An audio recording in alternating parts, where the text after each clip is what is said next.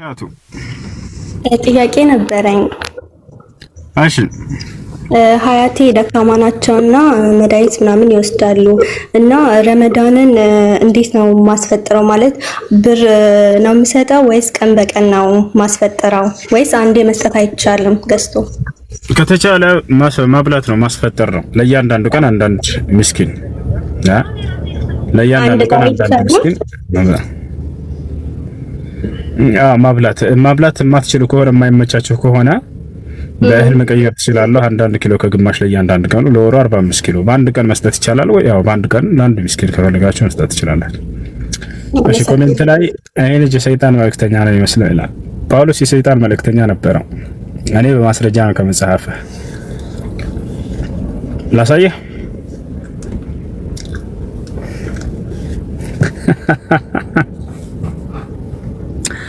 ነው እያለች ነው። ቀይ ላሳይሽ ወላሂ ላሳይሽ። ጳውሎስ የሰይጣን መልእክተኛ ተሰጥቶኛል እያለ ይናገራል መጽሐፍ ቅዱስ ላይ። ላሳይሽ ወይስ ልተው?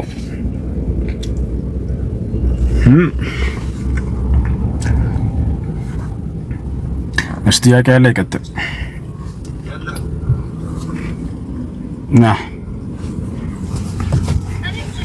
አልፈልግም ማህች እንዴ የለም ብለሽ አልፈልግም ከይፍያ ነው። ايش تياكي كليلاتي ونورت يلا ننزل تحت بالسرعة. السلام عليكم حسو. وعليكم السلام. تياكي نبري ايش تياكي عندنا كيف ترجع يا قنداوط قبات مطقم يቻላል? እሺ ቀንዳውጣ ይበላል አይበላም ከሚለውን ጀምር ከሱ ጋር ስለሚያዝ ጥያቄው። ምክንያቱም ስጋቸው የማይበላ ከሆነ ለእንዲህ አይነት አገልግሎት ማድረግ አይቻልምና ቀንዳውጣ ይበላል አይበላም ወደሚለው ስንመጣ ጊዜ ቀንዳውጣ ከማይበሉ ነገራቶች ነው። ለምን ከተባለ ቀንዳውጣ በባህርም ይኖራል በውጭ መኖር ይችላል። እንዲህ ከሆነ ደግሞ አይበላም። ማንኛውም በባህር ውስጥ የሚኖር ከባህር ቢወጣ የሚሞት ከሆነ የዛኔ ይበላል። እሱ ይሄን ቃይዳ መርህ ያዙ። ማንኛውም በባህር ውስጥ የሚኖር ወደ ውጭ ቢወጣ መኖር የማይችል ከሆነ ያ ይበላል። ለምሳሌ አሳ ባህር ውስጥ ይኖራል። ከባህር ቢወጣ መኖር ይችላል አይችልም? ልጆች አይችልም፣ ይሞታል። ስለዚህ ይበላል እርሱ። በዚሁ ተቃራኒ ደግሞ ማንኛውም ባህር ውስጥ የሚኖር ወደ ውጭ ቢወጣ መኖር የሚችል ከሆነ የማይሞት ከሆነ አይበላም። ለምሳሌ ቀንዳውጣ ውስጥም ትኖራለች፣ በዛፍም ላይ የተመለመለች ትኖራለች አይደለ? ስለዚህ አትበላም። እባብ በባህር ውስጥ ይኖራል። ልክ እንዲሁ ደግሞ ወደ ውጭ ቢወጣ መኖር ይችላል። አዞ እሱም እንደዛው ዘንዶ ልክ እንዲሁ ኤሊ ምናምን እነዚህ ውስጥም ይኖራሉ ውጭም ይኖራሉ። ስለዚህ አይበሉም እነሱ። ነገር ግን ማነው ወደ ቀንዳውጣ ስንመጣ ጊዜ አይበላም እሱ። ስለዚህ ስጋ የማይበላ ከሆነ ያንን መጠቀም አይቻልም፣ እንደ አስሉ እንደ መሰረቱ ለቅባት ማለት ነው። ነገር ግን ያ ቀንዳውጣ በዛው ባለበት ይዘት ብንጠቀመው ነው حرام የሚሆነው ይላል ዑለሞች። ነገር ግን ያ ኬሚካል ተጨምሮበት ብዙ ነገር ተዋህዶበት የቀንዳውጣን ይዘትነቱን ቀይሮ ቅባት ላይ የምናገኘው እስከሆነ ያ ከሆነ ችግር የለውም ቅባቱን መጠቀም። ነገር ግን በዛው ባለበት ይዘቱ ቀንዳውጣውን ለምንም ነገር መጠቀሙ እንዲህ ለመድኃኒት ማነው እሱን ለቅባት ምናምን አይሰራም። እንደዛ አድርጎ ደግሞ የሚጠቀም ሰው የለም። ባጭሩ መጠቀሙ ችግር የለውም ነው። ቅባት ሆኖ ብዙ ነገር ተቀላቅሎበትና የቀንዳውጣን ይዘትነቱን ቀይሮ ስለሚመጣ። ሀይ ወአለይኩም ሰላም። እሺ ጥያቄ አላችሁ ሌሎች? ሰላም አለይኩም። ወአለይኩም ሰላም ወራህመቱላሂ ወበረካቱ። ጥያቄ ነበር። እሺ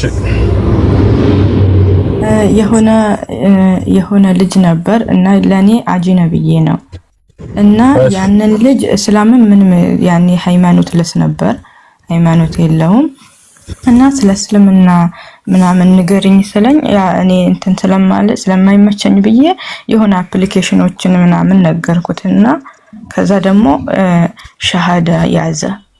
ሻሃዳ ሲያስኩት እኔ ነኝ እና ሻሃዳው በእንትን ተቀባይነት ይኖረዋል ያኔ አጅነብዩ ስለሆንኩ ችግር የለም ከሱ ጋር የሚያይዘው ነገር የለም። እሺ ሁለተኛ ጥያቄ ደግሞ ልጆችን እያታለሉ ማስቀራት ማለት የሆነ ነገር እገዛልሃለሁ እንደዚህ ያደርግልሃለሁ ብሎ ማስቀራት ይቻላል? አይቻልም። ነቢያችን ሰለላሁ ዐለይሂ ወሰለም ለህፃን ልጅ ናንካ ብሎ ሳይሰጠው የቀረሰው እንደ ውሸት ይቆጠርበታል ብሎ ተናግረዋል። አይ እሺ ሶስተኛ ደግሞ አሁን አንድ ሙስሊም ራሱን ቢያጠፋ ያኔ ራስ ማጥፋት ወንጀል ነው፣ ግን ሙስሊም በመሆኑ ያኔ ተቀጥቶ ጀሃነም ላይ ዘውታሪ ነው ወይስ እንዴት ነው? አይዘወትርበትም። ምክንያቱም ኩፍር አይደለም ወይንም ደግሞ ያንን ራስን ማጥፋትን ሐላል ነው ብሎ አይደለም የሰው የሰራው። ራስን ማጥፋት በእስልምና ይፈቀዳል፣ ሐላል ነው አላህ ፈቅዶታል ብሎ ቢያጠፋ ኖሮ የዛኔ ኩፍር ይሆናል። ገብታችኋል? ነገር ግን ይሄ ሰው ሐራም መሆኑን ያውቃል፣ ህይወት መሮት ሊሆን ይችላል። ያንን ነገር አደረገ፣ አጠፋ። በዚህ ነገር ከታላላቅ ወንጀሎች በወንጀል ላይ ወድቋል ይባላል እንጂ ከፍሯል አይባልም። እሺ እሺ ጀዛከላህ ይያኩ። ሰላም አለይኩም። ሰላም ጥያቄ ነበረኝና እኔ ሰለምቴ ነኝና ማለት ከቤተሰቦቻችን ውስጥ ሙስሊም እኔ ብቻ ነኝና ማለት አሁን ከቤተሰቦቼ ርቄ ነው ያለሁትና ከሰለምኩ በኋላ አንዴ ነው ሁለቴ ሄጃለሁ እናቴ ጋርና በሄድኩበት ሰዓት ምን መሰለህ በጣም ትንሽ ትሸማቀቃለች ታውቃለህ። እና ከዛም በኋላ አሁን ማለት መሄድ ኪታውኩኝ አመት አለፈኝ እናቴ ጋር ሄድኩኝና ማለት አሁን ለምሳሌ ሳላገኛት ወይም ምን የሆነ ነገር ሆኖ እሷ የሆነ ነገር ብትሆን ባለመዘግየር እኔ እጠይቃለሁ። አንቺ ወደ እሷ ስትሄጂ እንድታገኛት አትፈልግም እሷ ወይንስ ምንድነው? ማለት አይ ትፈልጋለች እኮ ግን በቃ አለ አይደለ ሰው ሲያስ እንዳያት ምናምን አትፈልግም ከኔ ጋር ሆና ማለት አሁን ስለሰለምኩኝ ማለት በጣም ያኔ በክርስትና ላይ ሰንበት ተማሪ ነበርኩ ምናምንና አገልጋይ ነበርኩኝና አሁን ደግሞ ሰለሜ ምናምን ሰው እንደኛ አትፈልግም። በቃ ቤቷ ስትሆን ጊዜ ሄደሽ ዘይራትና ወደ ውጭ ስትወጣ ጊዜ በዚያ ነገር የምትሸማቀቅና የምትንትን ከሆነ አብረሻት አትሁኝ። ቤት ተጠብቅሻለሁ ማለት አንቺ ደርሰሽ ነው ይበለሽ ቤት ጠብቂያት እና ከዚያ በላይ ደግሞ በቻልሽው አቅም ኢስላምን ግለጭላት። አትፍራቸው ወላጆቻቸው። ያ ማለት አትፍራቸው ስላችሁ ይመቷችኋል ከና ከዚህ አትፍራቸው ለማለት ሳይሆን እንደው አለ አይደለ በይሄንን ብንሰብካቸውና ብንጠራቸው ወደ ኢስላም ሌላ ነገር ይፈጠራል የሚለው ነገር አትፍሩ። እንደምንም ደፍራችሁ አስተምሯቸው። ኢብራሂም አለይሂ ሰላም አላያችሁትም? አላህ መጀመሪያ እንዳናገረውና ነብይ አድርጎ እንደጠራው ወደ አባቱ ጋር እኮ ነው ሄደው ታውቃላችሁ። ወደ ምንም አልቆየም። ወታቸው ወደ አባቱ ጋር ሄደና አባቱን ነው አባዬ ሆይ ለምን ይሄን ጣዖት ታመልካለህ ነው ያለው። ወደ ትክክለኛው አምላክ ወደ አላህ ለምን አትመለስም አለው። ሱራ መርየም ላይ በታዩ ምን ይላል መሰላችሁ? ወዝኩር ፊል ኪታብ ኢብራሂም ይላል። በዚህ በመጽሐፍ በቁርአን ላይ ኢብራሂምን አውሳላቸው ሙሐመድ ይላል። ኢነሁ ካነ ስዲቅን ነቢያ እርሱ እውነተኛ እንዲሁም ደግሞ ነብይም ነበር አለ። ኢዝ ቃለ ሊአቢህ ያ አበቲ ሊመ ተዕቡዱ ማ ላ የስመዑ ወላ ዩብሲሩ ወላ ዩግኒ ዐንከ ሸይአ ነው። አባዬ ሆይ ሊሰማህ የማይችል ሊያየህ የማይችል ሊጠቅምህ የማይችል ሊጎዳህ የማይችል የሆነን ግዑዝ ነገር በራስህ ቀርጸህና ስለህ ለምን ታመልካለህ? ለምን ትሰግድለታለህ? አለው። የአብርሃም አባት ለምንድን ነበር የሚሰግደው ብላችሁ ብትጠይቁ እንዲህ ዝም ብሎ ለተራ ነገር እንዳይመስላችሁ መላእክና ጻድቅ ናቸው ቅዱስ ናቸው ተብለው ለሚታሰቡ አካሎች ነበር። ልክ ዛሬ የክርስትና እምነት ተከታዮች እንደሚያደርጉት ገብቷችኋል።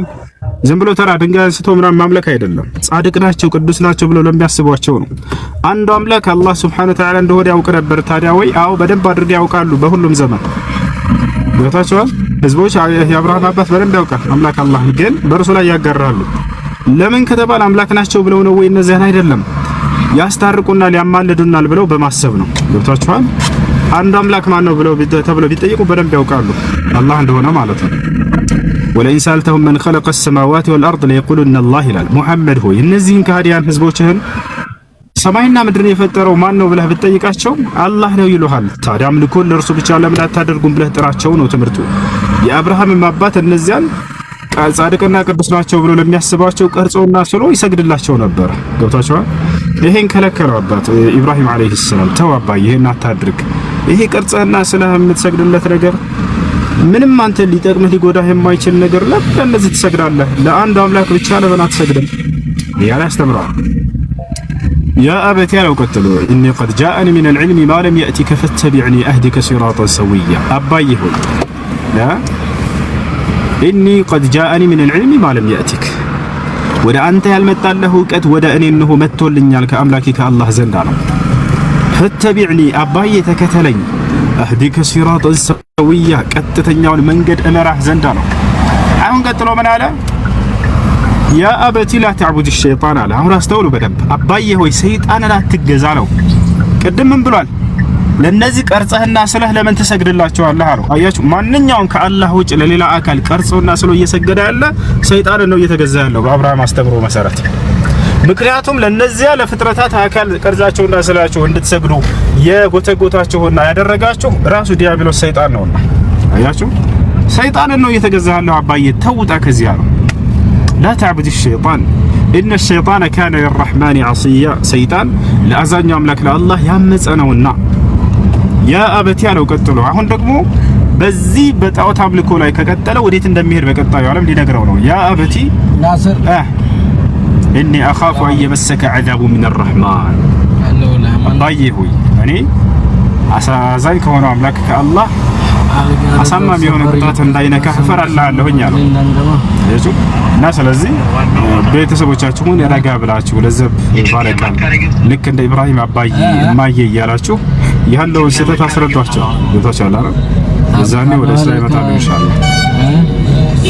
አይቀጥሉ አብ አላህ ነው ብለህ ታምናለህ ወይ? አብ ብለው ሰየሙት እንጂ ከራሳቸው ሰዎች። አዎ የአብርሃም የይስሐቅ የያዕቆብን አምላክ ነው የምናመልከው፣ የሙሴን የመሲሁን አምላክ ያን ነው አምላክ እንጂ ሌላ አምላክ አይደለም። ሰለላሁ ዐለይሂ ወሰለም ሌላ አምላክን መጥተው አልሰበኩም።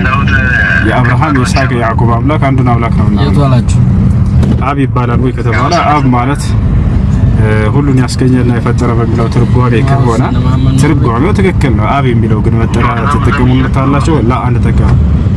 ምክንያቱም አላህ ሱብሓነሁ ወተዓላ አብ ነኝ ብሎ ወይንም አባት ነኝ ብሎ አልጠራልንም፣ አልገለጸልንም። እንዳውም ይሄን ማለት ምንድነው? ክህደት ነው። አይሁዶችና ክርስቲያኖች ራሳቸውን የአምላክ ልጆች ነን፣ በአምላክ ደግሞ አባታችን ነው ብለው መሰየማቸውን የራሳቸውን ፈጠራ እንደሆነ ይሄ አምላክ አላህ ሱብሓነሁ ወተዓላ ነግሮናል በቁርአን ላይ። እሺ በቁርአን ላይ ሲናገር ወቃለት اليهود والنصارى نحن ابناء الله واحباؤه፣ አይሁድና ክርስቲያኖች እኛ የአላህ የአምላክ ልጆች ነን አሉ፣ የእርሱ ቅርብ ወዳጆች ነን ምርጦች ነን አሉ ይላል። ለዚህ የክህደት ቃል ነው። አላህ ሱብሓነሁ ወተዓላ ፈጣሪ እንጂ አስገኝ እንጂ ካለመኖር ወደ መኖር የሚያመጣ እንጂ አባት እናት አክስት ብሎ ሂሳብ የለም ከሱ ጋር። ይህ በፍጹም ስህተት ነው። አባት አምላክ አባት አለው ተብሎ ይታሰባል በክርስትና። አስቡት፣ አምላክ አባት አለው፣ አምላክ ልጅ አለው፣ አምላክ እናት አለው፣ አምላክ አያት አለው፣ አምላክ ወንድሞች አሉት። አያስኬድም።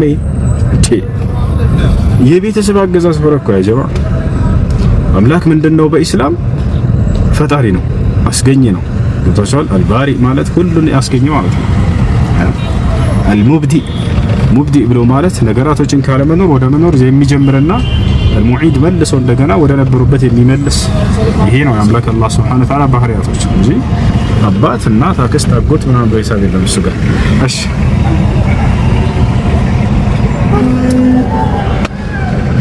ያ ሰላም ጥያቄ አለ?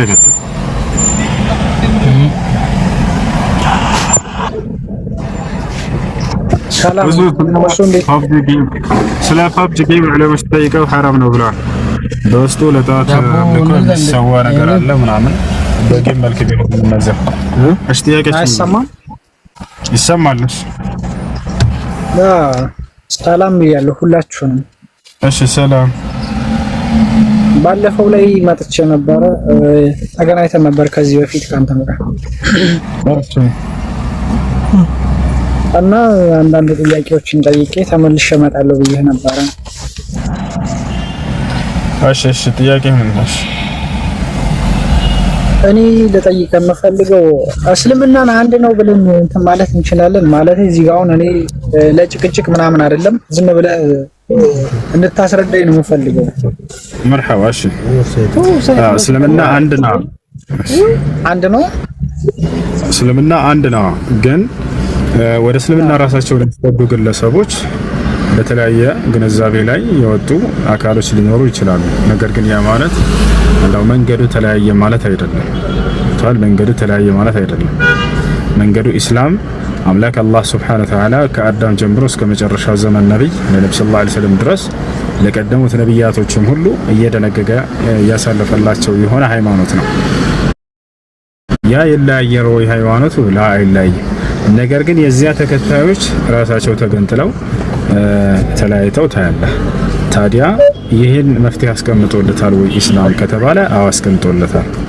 ወደ ወረደው ቁርአንና ሐዲስ ተመለሱ ብሎ ጥሪ አድርጎላቸዋል። ያ አንድ ስለሚያደርጋቸው ወደዚያ ቢመለሱ ያ መለያየት የሚባል ስለሌለበት መንገዱ አላህ በቁርአን ላይ ወአነ ሃዛ ሲራጢ ሙስተቂመን ፈተቢዑሁ አለ። ይሄ ነው ወአነ ሃዛ ይህ ነው ሲራጢ ሙስተቂመን ቀጥተኛው መንገድ ይህ ነው አላቸው ለሰዎች። ፈተቢዑሁ እርሱንም ብቻ ተከተሉት እያለ ወላ ተተቢዑ ሱቡል ሌሎች መንገዶችን አትከተሉ ፈተፈረቁ ቢኩም አን ሰቢሊሂ ከእርሱ መንገድ ትነጣጥላችኋለች ትለያያችኋለችና አለ። ሰዎች የተለያየ ግንዛቤን ይዘው ሲሄዱ ጊዜ እዛኔ የተለያየ እንጂ መንገዱ የተለያየ ሆኖ አይደለም። ያ ነው። እሺ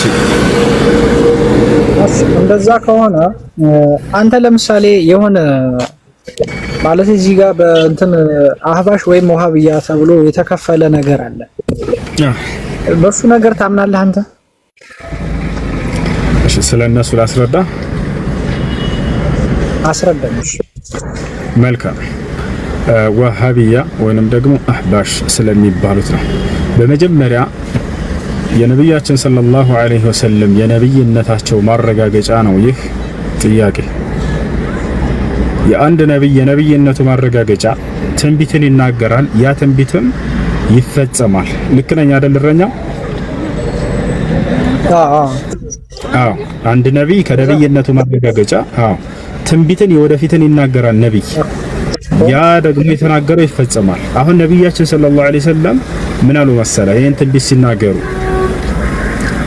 افترقت اليهود على 71 فرقة كلها في النار إلا واحدة وهم موسى وأتباعه وافترقت النصارى على 72 فرقة كلها في النار إلا واحدة وهم عيسى وأتباعه وستفترق أمتي على 73 فرقة كلها في النار إلا واحدة قيل من هم يا رسول الله قال من كان على مثل ما أنا عليه اليوم أصحابي وفي رواية أخرى قال هي الجماعة أي جماعة الذين اجتمعوا على كتاب الله وعلى سنة رسوله صلى الله عليه وسلم وعلى فهم سلف هذه الأمة لأن النبي صلى الله عليه وسلم زكى سلف هذه الأمة حيث قال عليه الصلاة والسلام خير الناس قرني ثم الذين يلونهم ثم الذين يلونهم نبياتنا صلى الله عليه وسلم تنبيت سناقروا من المسألة وستفترق أمتي على 73 فرقة ودفت أني تولدوش ለሰባ ሶስት ይለያያሉ ይከፋፈላሉ አሉ። አየህ እስልምና ይከፋፈላል አይደለም ያሉት በደንብ አስተውል። ኡመቶቼ ነው ያሉት ገብቷል። ሰዎቹ ግለሰቦቹ ናቸው።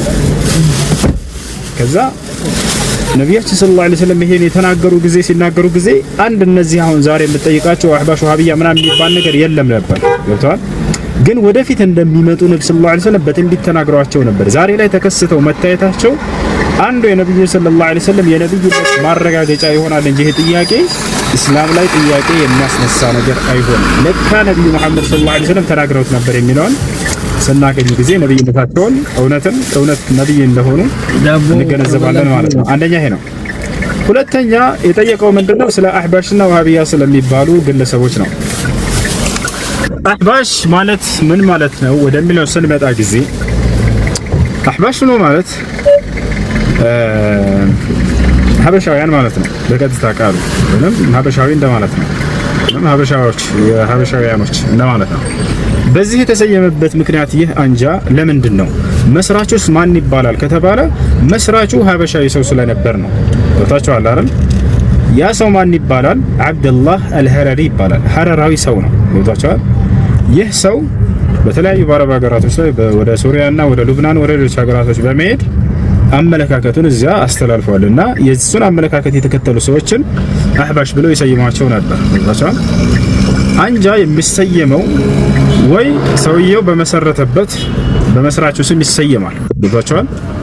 አንድ ፊርቃ ወይንም አንጃ የሚመሰረተው በመስራቹ ስም ሊሰየም ይችላል። ለምሳሌ ጀህሚያ የሚባል አንጃ ነበር። ማን ይባላልና ነው መስራቹ? ጀህም ኢብኑ ሶፍዋን ተብሎ ይጠራል። ጀህም ይባላል። ሌላኛው ደግሞ ማን ነው? አልአሽዓሪያ አቡ ሙሳ ማን ነው? አቡ አልሐሰን አልአሽዓሪ ወደሱ ይጠጋ ነበርና፣ ስለዚህ አንደኛው ምሳሌ እሱ ነው። ወደ ምን ይጠጋሉ? ወደ መስራቹ ይጠጋሉ። ሁለተኛ አንድ አንጃ የሚጠጋው ወደ ምንድነው? ወደ አንጃው መሰረቶች፣ ኡሱሎች፣ እምነቶች። ለምሳሌ ከተባለ አልኸዋሪጅ የሚባል ሰው ኑሮ ነው አይደለም። ዝጋና ኸዋሪጅ ማለት ግን ምንድነው? ኸዋሪጅ ማለት የእምነታቸው መሰረት ነው። لأنه سموا بالخوارج لأن الخوارج يرون الخروج على ولي الأمر በባለስልጣናቶች ላይ አመጽን ስለሚያምኑ እነዚህ ሰዎች አማጻውያን ኸዋሪጆች ተብለው ይጠራሉ። አያ ልክ እንዲሁ ሙርጂአ ተብለው ይጠራሉ። ልክ እንዲህ። ስለዚህ ይሄ ሰውዬ አንዳንዴ ደግሞ ወደ ሀገሪቱ ይጠጋል ማለት ነው። ይታላርላ ይህ አንጃ አህባሽ የተባለው ሀበሻዊ ሰው ስለመሰረተው ወደ እሱ ወደዚህ ሀገሪቷ ተጠጋ ማለት ነው። ይታላር ከዚህ አንፃር ነው። እንዳጠቃላይ እነዚህ ሰዎች ታዲያ አመለካከታቸው ምንድነው? ከቁርአንና ከሐዲስ ከእስልምና አስተምህሮ የወጡበት ነገር ምንድነው? ወደ ምን ስንመጣ ጊዜ አንዴ ይታርገው ይሄን ዝጉት። እሺ ይሄ ሰው ያመለካከቱ ምንድነው? ከቁርአንና ከሐዲስ እንዲወጣ ያደረገው ታዲያ ከተባለ አንደኛ ተመልከታቸው። አሁን ኢስላም ተለያይቶ ሳይሆን የሰዎች ግንዛቤ ነው። አንደኛ ምንድነው? አላህ ስለራሱ የተናገረውን ባህሪያቶችንና ስሞችን በቀጥታ አንቀበልም የማለት አመለካከት አላቸው። ለምሳሌ አዳምን በእጆች የፈጠርኩት አለ። አይ ኃይል ብለን ነው የምንተረጉመው እንጂ በኃይሉ ፈጠረ እንላለን እንጂ እጅ የሚለውን አንቀበልም በቀጥታ ይላሉ። አየህ አይደል? ቁርአን ላይ የተጻፈውን በመካድ ማለት ነው። 520 አላህ ለምሳሌ እኔ ከሰማያቶች ከአርሽ በላይ ነኝ ከፍጥረት ዓለም ሁሉ በላይ ነኝ ብሎ ቃል በቃል ተናገረ። አርራህማኑ ዐለል አርሽ ኢስተዋ፣ እኔ አዛኛው አምላካችሁ አላህ ከአርሽ በላይ ነኝ ከፍ ብያለሁ ብሎ ተናገረ። ይሄንንም አንቀበልም። ለምን እንደማይቀበሉ ታውቃለህ? ቁርአንና ሐዲስ ላይ ይሄን ነገር እንዳይቀበል የሚያደርጋቸው ነገር ማስረጃ ጌታው አይደለም። ታዲያ እስከተባለ ለፈጣሪ የተገለጸን ባህሪ ከራሳቸው ጋር ቶሎ ብለው ያመሳስሉታል፣ ያወዳድሩታል። አላህ እጅ አለኝ ካለኛም እኮ እጅ አለን፣ ስለዚህ የማይፈጥር ባህሪ ሊሆን ነው፣ ስለዚህ ሌላ ትርጉም እንስጠው በቃ ብለው እንዲህ አይነትን አካሄድ ይሄዳሉ። ይሄ አግባብ ነው ወይ? ይሄ አግባብ አይደለም። አላህ በቁርአን ላይ የተናገረው አምኖ መቀበል ግድ ነው። ሐዲስ ላይ ነብዩ ሰለላሁ ዐለይሂ ወሰለም ስለ አላህ የተናገሩትን አምኖ መቀበል ግድ ነው። ይሄ ነው አላህ ሱብሓነሁ ወተዓላ ለዚህ አንድ ሶስተኛ ላይ ወርዳለሁኝ አለ። እኛ ምን እንወርዳለን እኮ ከሆነ ነገር ነው። ስለዚህ ተመሳሰሉ። ይሄ ስህተት ነው። ግምታዊ በሆነ ነገር የአምላክን ቃል የነብያችን ሰለላሁ ዐለይሂ ወሰለም ቃል መለወጥና መካድ ይሄ በፍጹም የተከለከለ ነገር ነው ማለት ነው። ይሄ ሁለተኛው። ሌላኛው ነገር ምንድነው? አላህ ሱብሓነሁ ወተዓላ አምልኮን ለእኔ ብቻ አድርጉ ብሏል። አሁን በደንብ አስተውሉ። መጠራት ያለበት እርሱን ብቻ ነው። መለመን ያለበት እርሱን ብቻ ነው። ማምለክ ያለበት እርሱን ብቻ ነው። ነገር ግን እነዚህ ሰዎች ከአላህ ውጭ ለሌላ አካል ጻድቅና ቅዱስ ናቸው ብለው ለሚያስቡ አካሎች ለነብያቶች ይለምኗቸው።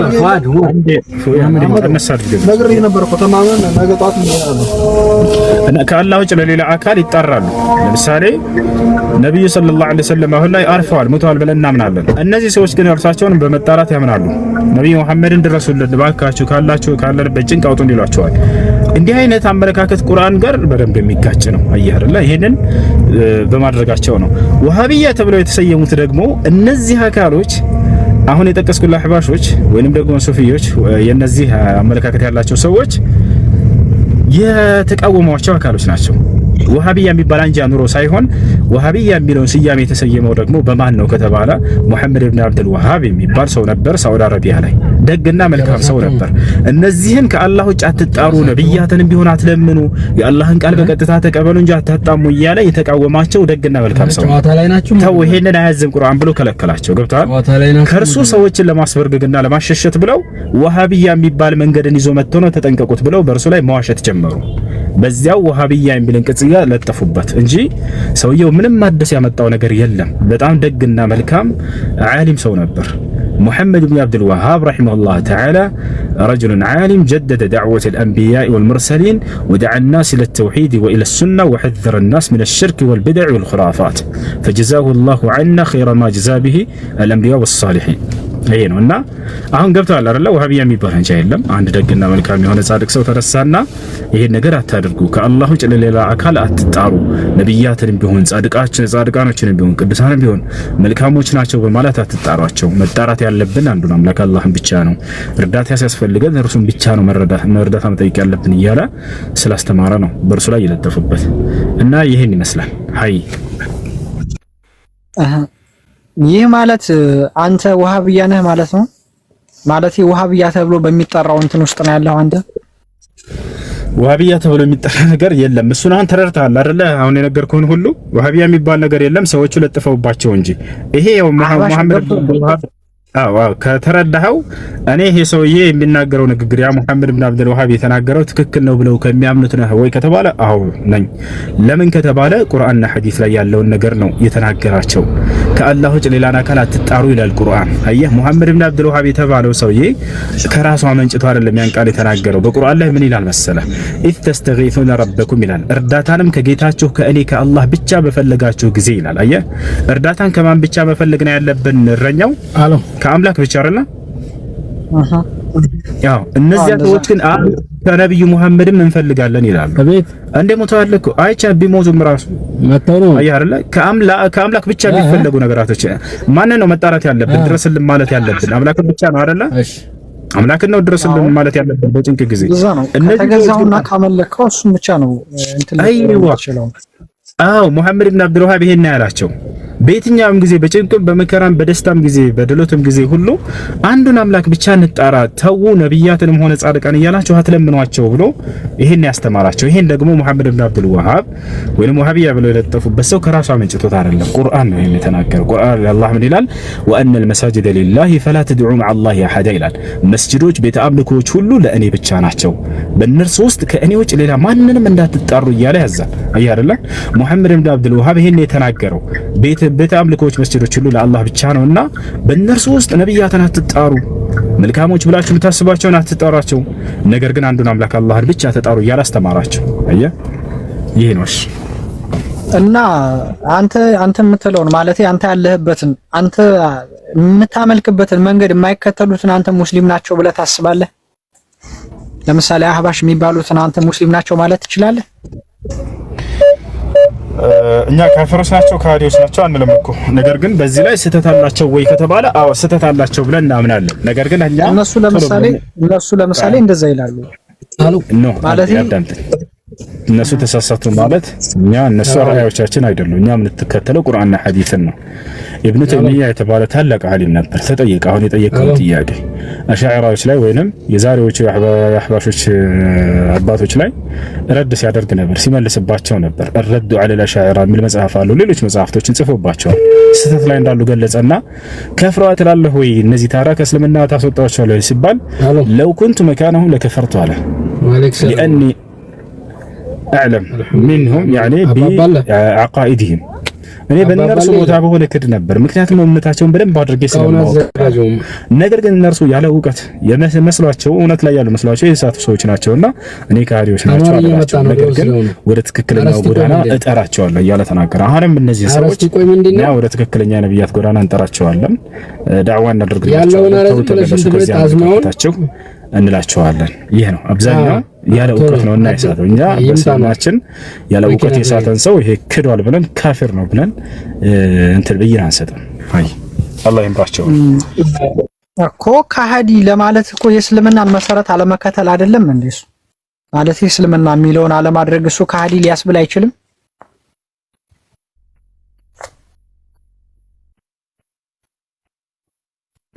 ሚውት ነው ድምጽ አይሰማም ያርጋል እሱ።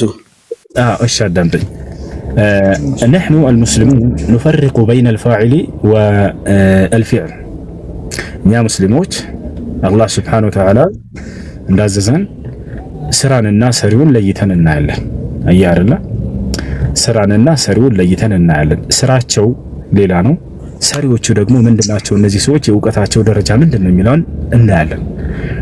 የሚሰሩት ነገር ክህደት ሆኖ እነሱ የማይከፍሩበት ከእስልምና የማይወጡበት ጊዜ አለ። የሚሰሩት ነገር ክህደት ሆኖ የሚወጡ አካሎች አሉ። እንዴት ከተባለ በእውቀታቸው መሰረት። አሁን እንዴት እንደሆነ በምሳሌ ላስረዳ። ከአላህ ውጭ ለሌላ አካል መስገድ ማምለክ ከእስልምና ያስወጣል አይደል? ከሃዲ ያስብላል። ስራው ምንድነው? ስራው ምንድነው? ይሄ ክህደት ነው። الدعاء غير الله سبحانه وتعالى أو السجود لغير الله سبحانه وتعالى كفر. نعم كفر. ስራው ምንድነው ከተባለ ክህደት ነው እንላለን። ሰሪው መቼ ነው ከሃዲ ነው የምንለው? ይህ እየሰራ ያደረገው ነገር ያለው ነገር ክህደት መሆኑን አውቆና ተረድቶ እየፈጸመው ከሆነ የዛኔ ነው። ሳያውቅ እስከሆነ የዛኔ ላቡድ ምን ኢቃማ አልሁጃ አለይህ በእርሱ ላይ ማስረጃ ልናቆምለት ይገባል። ካልደረሰው ይሄ ሰውዬ ለምሳሌ ሙስሊም ነኝ ብሎ ይሰግዳል፣ ይጾማል፣ ግን ነብዩ ሰለላሁ ዐለይሂ ወሰለም መጣራት ትክክል መስሎት እየተጣራ ሊሆን ይችላል። ስራው ክህደት ነው። ልብ በሉ ከአላህ ውጭ እየተጣራ ስለሆነ። ነገር ግን እርሱን ከሃዲ ነው ለማለት ይህ የተወሳሰበትን ወይንም የእውነት መስሎት ያለበትን ነገር ይሄ እኮ ስህተት ላይ ያለው ከአላህ ውጭ ሌላ አካል መጣራት፣ ከአላህ ውጭ ሌላ አካል መስገድ ይሄ ነገር ክህደት ነው ብለን እናስተምራለን። ማስረጃው ካልደረሰው እውቀቱ አናሳ የሆነ ሰው ሊሆን ይችላል ይሄን እየሰራ ያለው። ስለዚህ የዛኔ ነግረነው አሻፈረኝ ካለ አይ በፍጹም አልሰማቸውም ይሄን ማስረጃ ብታመጡም እናንተን በቃ አልቀበልም ካለ ይሄን ሐቁን አልቀበልም ካለ ቁርአንና ሐዲስን አቅርበንለት የዛኔ ከሃዲ ነው የሚለው ሁክም ፍርድ በሱ ላይ ይሰራል ማለት ነው። ይሄን ይመስላል። እሺ እንደዛ ከሆነ ማለት መጠየቅ እችላለሁ፣ በነፃነት ልጠይቅህ ትንሽ። እሺ እንደዛ ከሆነ ቅድም አርሽ ላይ አላህ አርሽ ላይ ነው ብለን እናምናለን ምናምን ስትለኝ ነበረ። እሱን አረዳድ እኔ በምን መልኩ ነው ልረዳው የምችለው? ለምሳሌ አላህ የአርሽ በላይ ነው ወይንስ አላህ ከአርሽ በላይ ነው ወይንስ አላህ አርሽ ላይ ነው ብለን ተብሎ ነው ያን ነገር መቀበል የሚቻለው? አላህ ከአርሽ በላይ ነው፣ ከፍጥረት ዓለሙ ሁሉ በላይ ነው እርሱ ተብሎ ነው የምንረዳው። ምክንያቱም ስለ አላህ ስናምን ጊዜ እርሱ በነገረን ልክ ነው። አላህ በቁርአን ላይ ሲናገር ምን አለ? አርራህማኑ ዐለል ዐርሽ እስተዋለ፣ እኔ አዛኝ አምላካቸው አላህ ከአርሽ በላይ ነኝ ብሎ ተናግሯል። ይህን ደግሞ ቀደምት ሊቃውንቶች የሁለተኛ ክፍለ ዘመን ወይንም ደግሞ ታቢዒዎች ብለን የምንጠራቸው ከሰሃቦች በኋላ የመጡት እነርሱ ሲተረጉሙት ምን አሉ? አላ ወርተፈዐሉ። ሙጃሂድና አቡል ዓሊያ ይባላሉ። የአብዱላህ ኢብኑ አባስ ተማሪ ነው ሙጃሂድ። አቡል ዓሊያ የኢብኑ መስዑድ የሰሃቦች ተማሪዎች ናቸው። እነሱ ቡኻሪ አስቀምጦታል። እዚያ ላይ ትርጉማቸውን አዕላ ወርተፈዐ ብለው ፈስረውታል። አላህ ከአርሽ በላይ ነው፣ ከአርሽ በላይ ከፍ ብሏል ብለው ተርጉመውታል። ስለዚህ ቃል በቃልም አላህ በቁርአን ላይ እኔ አዛኝ አምላካችሁ አላህ ከአርሽ በላይ ነኝ ብሎ ተናግሯል። እሱን ነው የምንቀበለው። አይ ይህ ማለት አላህ ከፍጡር አልከጅልም ብሏል አላለም? አላህ ሱብሓነሁ ወተዓላ ከፍጡር አልከጅልም ብሏል። ትክክል። ወላሁ ገኒዩን ዐኒል ዓለሚን፣ እኔ አምላካችሁ አላህ ከዓለማት ሁሉ የተብቃቃሁኝ ነኝ ብሎ ተናግሯል። እሺ እና ታዲያ አርሽ ፍጡር ነው አይደለም? አርሽማ ፍጡር ነው። እሱ እዛ ላይ ከኖረ ወይም እዛ ጋ ነው አለ ከተባለ ከፍጡር አልከጀለም ማለት ይቻላል? መቼ ከእርሱ ላይ ቁጭ ብሏል ብለን እኛ እናምንም እኮ። አላህ ከፍጥረት ዓለም ሁሉ በላይ ነው የምንለው። እንደውም ሰለፎቻችን ነው ይላሉ በላይ ነው። በላይ አላህ ባኢኑ ምን ኸልቂሂ ይላሉ ሰለፎች። ያ ማለት አላህ ከፍጥረቱ በጣም የራቀ ነው። እኛ በላይ ነው ስንል ጊዜ የሆነ ቁጭ ብሏል ማለት አይደለም። ዙፋኑ ላይ ተቀምጧል ሳይሆን ከእርሱ በላይ ነው ማለት ነው። ዙፋኑ ላይ መቀመጥ ግን መከጀል ነው ብለህ ታምናለህ አንተ? አይ ማለት አርሽ ላይ አለ ወይንም ደግሞ አርሽ እንትኑ ላይ አለ ካልከኝ እኔ እንደዛ ነው አረዳዴ፣ እንደዛ ነው። እንደሱ ከሆነ በጣም ጥሩ። ቃል በቃል መጽሐፍ ቅዱስ ላይ እግዚአብሔር በዙፋኑ ላይ ተቀምጧል ይላል። ላሳየህ? ታሳየኝ? ላሳየሽ።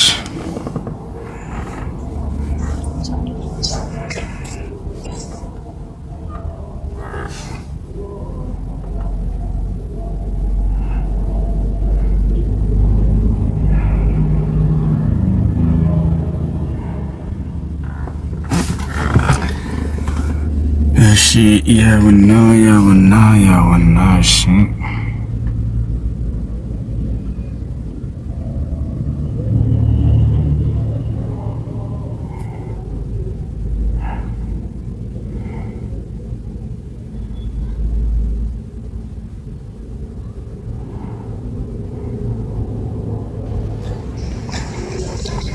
አንዴ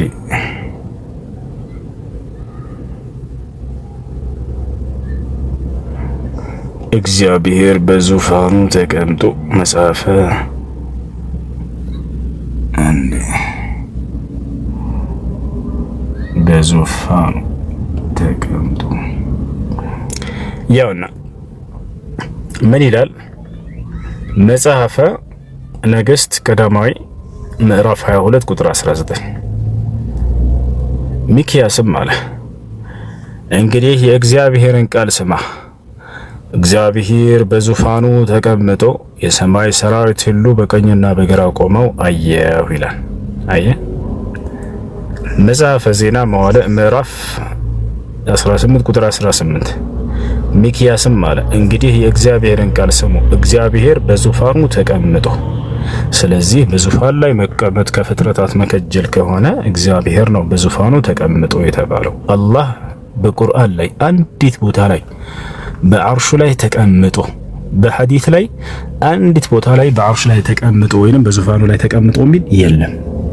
ስለዚህ በዙፋኑ ላይ ተቀምጦ ያለው እግዚአብሔር ነው። ይህ ከፍጡር መከጀል ከሆነ እግዚአብሔር ከፍጡር ይከጀላል ማለት ነው። አይ ይህ ማለት ዙፋን ማለት ስልጣን ወይንም ኃይል አይደለም፣ ወንበር ነው እንዴ ዙፋን ማለት? ዙፋን ማለት ነው እንደዛ ኃይል አይደለም፣ ኃይል አይደለም። ዙፋን በዙፋኑ ላይ ተቀምጦ ነው የሚለው። ዙፋን ይታወቃል። እሺ ከላይ ከይቅርታ ጋር ሰላም ጥያቄ አለሽ? ትቀጥላለህ። ሰላም ጥያቄ አለ። እሺ ጥያቄሽ ምንድን ነው? ስለ ጂኒ ነው ወይም ስለ ጋኔል? እሺ ላስረዳሽ እሺ ያላቸውን ቦታ እስኪ እናንተ ጋር ንገረኝ። እና ደግሞ ለነብዩ መሐመድ ኢየሱስ ነብይ እንደሆነ የተናገረው ጂኒ ነው የነገረው ወይስ እንዴት ነው? እስኪ ንገረኝ። ወይስ የነሱ ጥሩ አለው ወይ? ይሄን ሁሉ አብራራልኝ። እሺ በጣም ጥሩ ጥያቄ። በደንብ አድርጋችሁ አዳምጡ። አምላክ አላህ Subhanahu Wa Ta'ala መላእክቶችን ፈጥሯል፣ ከዛ ጂኖችን ፈጥሯል፣ ከዚያ ሰዎችን ፈጥሯል። እነዚህ ሶስቱም በአፈጣጠር ይለያያሉ። የሁላቸውም አፈጣጠራቸው ምንድነው? ከዚያ ቀጥለን ደግሞ ወደ ባህሪያቸው እንመጣለን። ባህሪያቸውም ይለያያል። መላእክቶች ከምንድነው የተፈጠሩት? ባጭሩ ከብርሃን። ጂኖች ከምንድነው የተፈጠሩት? ከእሳት። ሰው ከምንድነው የተፈጠረው? አዳም ከአፈር። ስለዚህ ሶስቱም በአፈጣጠር ይለያያሉ። ማስረጃ ቃል ነብዩ ሰለላሁ ዐለይሂ ወሰለም خلق الله الملائكة من نور وخلق الجنة من مارج من نار وخلق آدم مما وصف لكم أي من التراب ነብያችን ሰለላሁ ዐለይሂ ወሰለም ምናሉ? አላህ መላእክቶችን ከብርሃን ፈጠራቸው፣ ጂኖችን ከእሳት ፈጠራቸው፣ አዳምን ደግሞ ሰውን ከአፈር ፈጠረዋል። ስለዚህ ሶስቱም በአፈጣጠር ይለያያሉ። ጨረስናል በአፈጣጠር? አሁን ወደ ባህሪያቸው እንሂድ። ወደ ባህሪያቸው ስንመጣ ደግሞ መላእክቶች ኃጢአትን የማያደርጉ ጽድቅን ብቻ የሚያደርጉ ናቸው። ጨረስን። ጅንና ሰው ደግሞ እዚህ ጋር ነው። አሁን ጅንና ሰው ደግሞ ነፃ ምርጫ ፈቃድ ተሰጥቷቸው የተፈጠሩ ናቸው። ስለዚህ በዚያ በተሰጣቸው ነፃ ምርጫ ፈቃድ ጽድቅን የሚመርጥም አለ፣ ኃጢአትንም የሚመርጥ አለ። አያችሁ አይደለ? ጽድቅን የሚመርጥ አለ፣ ኃጢአትን የሚመርጥ አለ። ታዲያ ጽድቁንና ኃጢአቱን እንዲመርጡ ዘንድ የሚያሳያቸው መልእክተኛና ነብይ ተልኮላቸዋል ወይ? ለሰዎችም ለጅኖችም አዎ ተልኳል። ነገር ግን የሚላከው ከሰዎች ነው። እነዚህን ሰዎች ነብያቶች በየዘመናቱ አምላክ አላህ Subhanahu Wa Ta'ala ሲያስነሳ እነዚያ ጅኖች እየመጡ የመስማትና የመታዘዝ ግዴታ ተጥሎባቸዋል። አሁን ልዩነታችን ምንድነው? እነሱ ያዩናል፣ እኛ አናያቸውም። ነፃ ምርጫ ግን ለሁለታችንም የተሰጠን ነው። የነብያትን ትምህርት ሰምቶ የሚፈጽም አለ፣ ከነርሱ የሚክድም አለ። ታዲያ አሁን ወደ ዲያብሎስ እንምጣ ወይንም ወደ ኢብሊስ እንምጣ። አዳምና ሔዋንን ወደ አሳታቸው አካል ሰማይ ላይ ሳሉ ማለት ነው። እሱ ስንመጣ ወደ እሱ ጋር ስንመጣ ጊዜ እርሱ ነፃ ምርጫ ፍቃድ ከተሰጣቸው የጅኖች ጭፍራ ነበር። ነገር ግን በተሰጠው ነፃ ምርጫ ፍቃድ ለአምላክ ትዕዛዝ አልፈጽምም ብሎ ወደ አመፀኝነት ተቀየረ። ከዚያም በኋላ ሰይጣን የሚለው ስያሜ በእርሱ ላይ ዋለ። አምላክ አላህ ሱብሓነሁ ወተዓላ ይህን በቁርአን ላይ ሲነግረን ወኢዝ ቁልና ሊልመላኢከቲ እስጁዱ ሊአደመ ፈሰጀዱ ኢላ ኢብሊሰ ካነ ሚነል ጂኒ ፈፈሰቀ ዐን አምሪ ረቢህ አለ።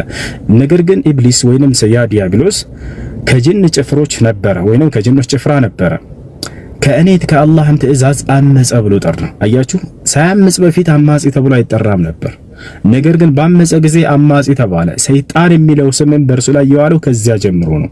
ምክንያቱም ሰይጣን ብሎ ማለት አልኻሪጅ አን ጣዓቲላህ ከአምላኩ ከአላህ ትእዛዝ ያመፀ አማጺ ማለት ነው። ታቻለለ።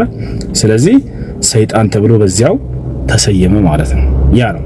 ታዲያ ሰይጣን ወይንም ከአምላክ ትእዛዝ ያመፀ የጅን አይነት ሰይጣን ተብሎ ይጠራሉ። ገብታችኋል? እነሱ ለእናንተ ምናችሁ ናቸው ከተባሉ ሰይጣናቶች ጠላቶቻችን ናቸው እንጂ በፍጹም ወንድሞቻችን አይደሉም። እነዚህ ማስረጃ አለ ወይ እነዚህ ለእናንተ ጠላቶች እንደሆኑ ከተባለ አዎ፣ አላህ ሱብሓነሁ ወተዓላ በሱራ ፋጢር ላይ ሲናገር ምን ይላል? ኢነ ሸይጣነ ለኩም ዐዱወን ፈተኺዙሁ ዐዱዋ ኢነማ የድዑ ሒዝበሁ ሊየኩኑ ሚን አስሓቢ ሰዒር አለ። አላህ ቃል በቃል ምን አለ በቁርአን ላይ? ሰይጣን ለእናንተ ግልጽ ጠላታችሁ ነው፣ እናንተ ማደራ ጠላታችሁ አድርጋችሁ ያዙት። ኢነማ የድዑ ሒዝበሁ ሊየኩኑ ሚን አስሓቢ ሰዒር፣ እርሱ ወገኖችን የሚጠራው የእሳት ጓዶች እንዲሆኑ ነውና እንዳትሰሙት ጠላታችሁ ነው ያለ ይነግርናል።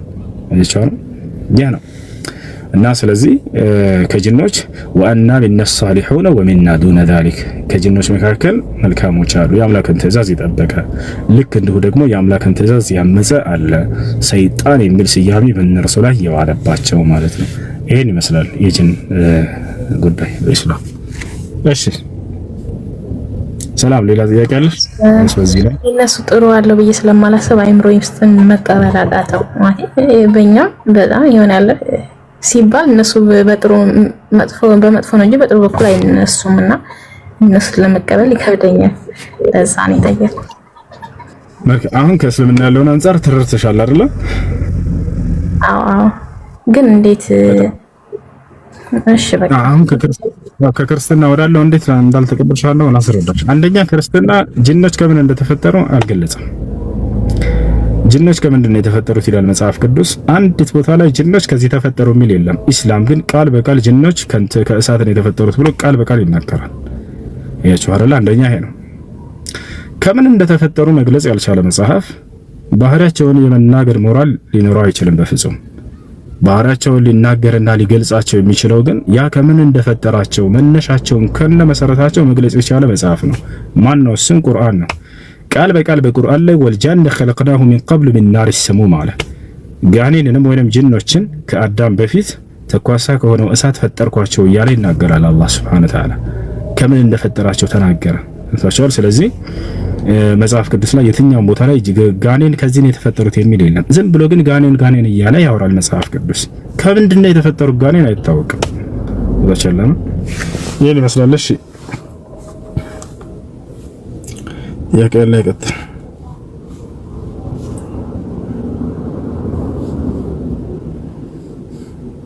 እሺ ያቀለ ይቀጥል አለ። ሌላ ጥያቄ ካለሽ መቀጠል ትችያለሽ። እሺ ቀጥል። እሺ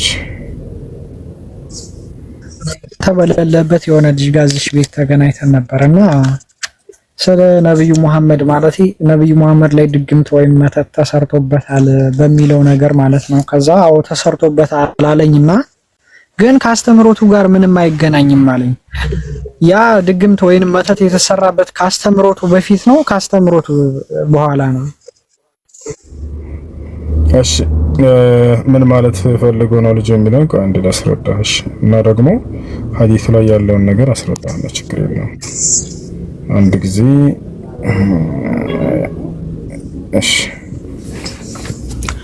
እሺ ነብያችን ሰለላሁ ዐለይሂ ወሰለም ካስተምሮታቸው ጋር በተያያዘ ነገር ላይ ነው ወይ የሚለውን በተመለከተ ለምንድን ነው ያስ የተደረገው? የሚገርማችሁ በዚህ ሐዲስ ውስጥ ነብዩ ሰለላሁ ዐለይሂ ወሰለምን ያው ለመተቸት አይነት ተደርጎ የተነሳ ጥያቄ ነበር ከሌላ እምነት ተከታዮች ከዚህ በፊትም ይሰማ ስለነበር። ነገር ግን ከዚህ በፊት አንድ የተናገርኩት ነገር አለ፣ ደጋግሜ እናገረዋለሁ። በደንብ አድርጋችሁ ይሄን ንግግር አዳምጡ። አላህ ምስክሬ ነው።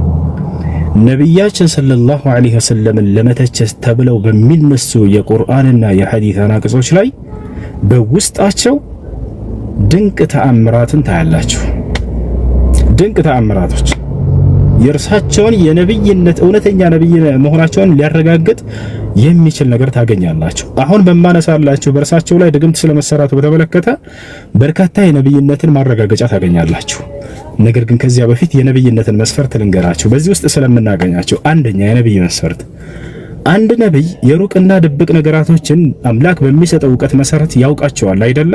ተስማማለህ በዚህ እረኛው? አንድ ነብይ ከነብይነቱ መስፈርት መካከል የሩቅና የተደበቁ ነገራቶችን በተነገረው መሰረት ያ ነገር ይገኛል፣ እውነት ሆኖ ይገኛል። ይሄ ነብይነቱ ማረጋገጫ ነው። አዎ አንደኛ ይሄ ነው። ሁለተኛ አንድ ነብይ የሆነ አደጋ በሚደርስበት ጊዜ በመላእክ አምላክ ያግዘዋል አይደለ? አምላክ መላእኮችን ይልክለታል አይደል? አዎ በመላእክ ይታገዛል። ሁለተኛ ይሄ ነው። ወጣቻለ አይደል? ሌላም በርካታ ነገራቶችን በእርሳቸው በተሰራው ድግምት ላይ አሁን ይሄን ሁሉ ታገኛላችሁ። የነብይነታቸውን መስፈርት ለዚያውም ማለት ነው። ጉዳዩን ከመጀመሪያው እስከ መጨረሻ ልንገራችሁ። ማን ነው ያደረገባቸው? ለምንስ ዓላማ ነው ያደረጉባቸው? ምንስ ሆነ ያ ነገር በእርሳቸው ላይ ያደረሰው ተጽዕኖ በሚመጣላቸው ራእይ ላይ ነው ወይንስ በአካላዊ ሰውነታቸው ላይ ነው የሚለውን ሁሉ እንመለከት ነው። ባጭሩ ይሄን ነገር ያደረገው ማን ይባላል ከተባለ ለቢድ ኢብኑ አልአዕሰም ይባላል። ለቢድ ኢብኑ አልአዕሰም ምንድነው? አይሁዲ ነው። አየህ፣ እንዳውም የነብይነታቸው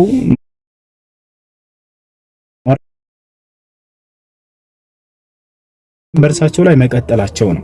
አይሁዲ ሰው ነው መጥቶ በእርሳቸው ላይ ይሄን ያደረገው። በነብያቶች ላይ አይሁዲዎች በጣም አደገኛ እንደሆኑ ኢየሱስ ክርስቶስ መጽሐፍ ቅዱስ ላይ ይናገራል። ምን ይላል? አንቺ ኢየሩሳሌም፣ አንቺ ኢየሩሳሌም ነብያቶችን የምታሳድጅና የምትገይ ብሎ ገለጻቸው። ምን አላቸው? ነብያቶችን ታሳዳላችሁ እናንተ አላቸው።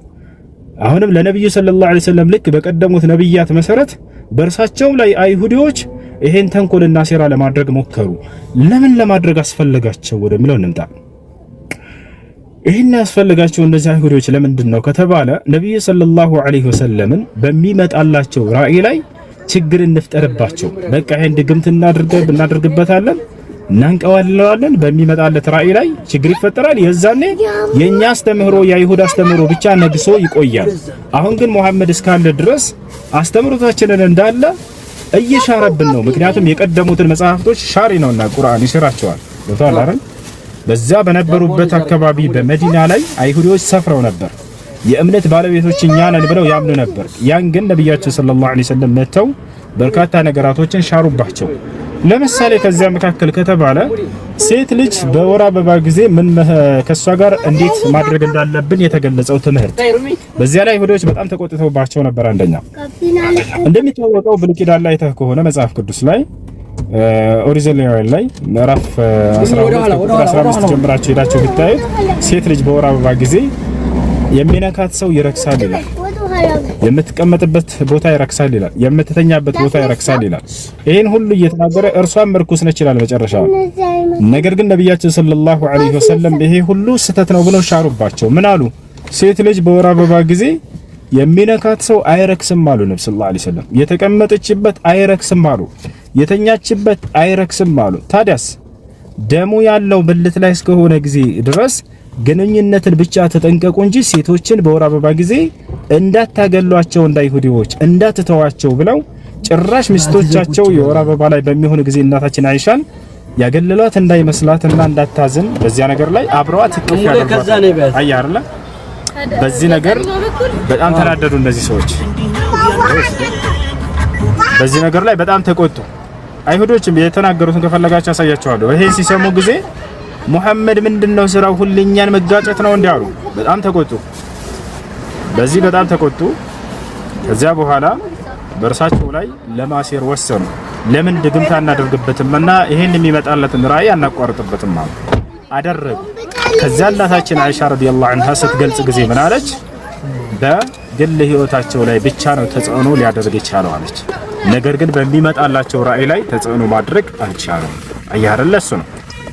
እሱ ምንድነው የሆነው ታዲያ ከተባለ ነብያችን ሰለላሁ ዐለይሂ ወሰለም ካነ ይخيل ኢለይሂ انه يفعل الشيء ولم يفعله።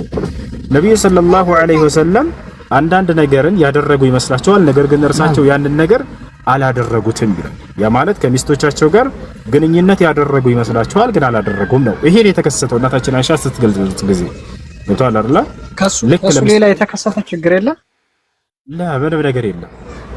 አሁን እነሱ ያሰቡት አይሁዶች የሚመጣለት ራእይ ላይ ተጽዕኖ ለመፍጠር ነበር። እናታችን አይሻ ደግሞ ይሄንን ገለጸችው። ከኔና በእርሱ መካከል ያለ ጉዳይ ብቻ ነበር ሊከሰት የቻለው ሌላ ምንም የለም ብላ ቃል በቃል ተናገረች። እንደማንኛውም ሰው ያሰግዳሉ፣ ጦርነትን ይመራሉ፣ ትውልድን ያስተምራሉ ቁጭ ብለው ምንም አንዲት ነገር የሆነች ነገር የለም ነበር።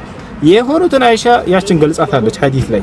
እዚያው ሐዲስ ላይ ሄደህ ብታየው ሌላ ምንም ነገር የተፈጠረ ችግር እንደሌለ ታገኛለህ። ያ ነው። እሺ አሁን ምን ወደ የት እንሄዳለን? ይሄ ነገር ታዲያ በቀደሙት ነብያቶች ላይ ይከሰት ነበር ወይ ወደሚለው ስንመጣ ጊዜ አዎ። ለምሳሌ ሙሳ አለይሂ ሰላም ሙሳን እንውሰድ። ሙሴ ማለት ነው አንዴ ሙሳ አለይሂ ሰላም ቃል በቃል ቁርአኑ ላይ يخيل إليه من سحرهم أنها تسعى ይላል። የፈርዖን ደጋሚዎችን ምናልባት መጽሐፍ ቅዱስን አብበህ ከሆነ ታገኛለህ። የፈርዖን ደጋሚዎች አሉ። ሙሳ ደግሞ ያቺ የተሰጠችው ብትር እንደ ተአምር ነበረች። ፈርዖን ደጋሚዎቹን ሰበሰበና መጣቸው።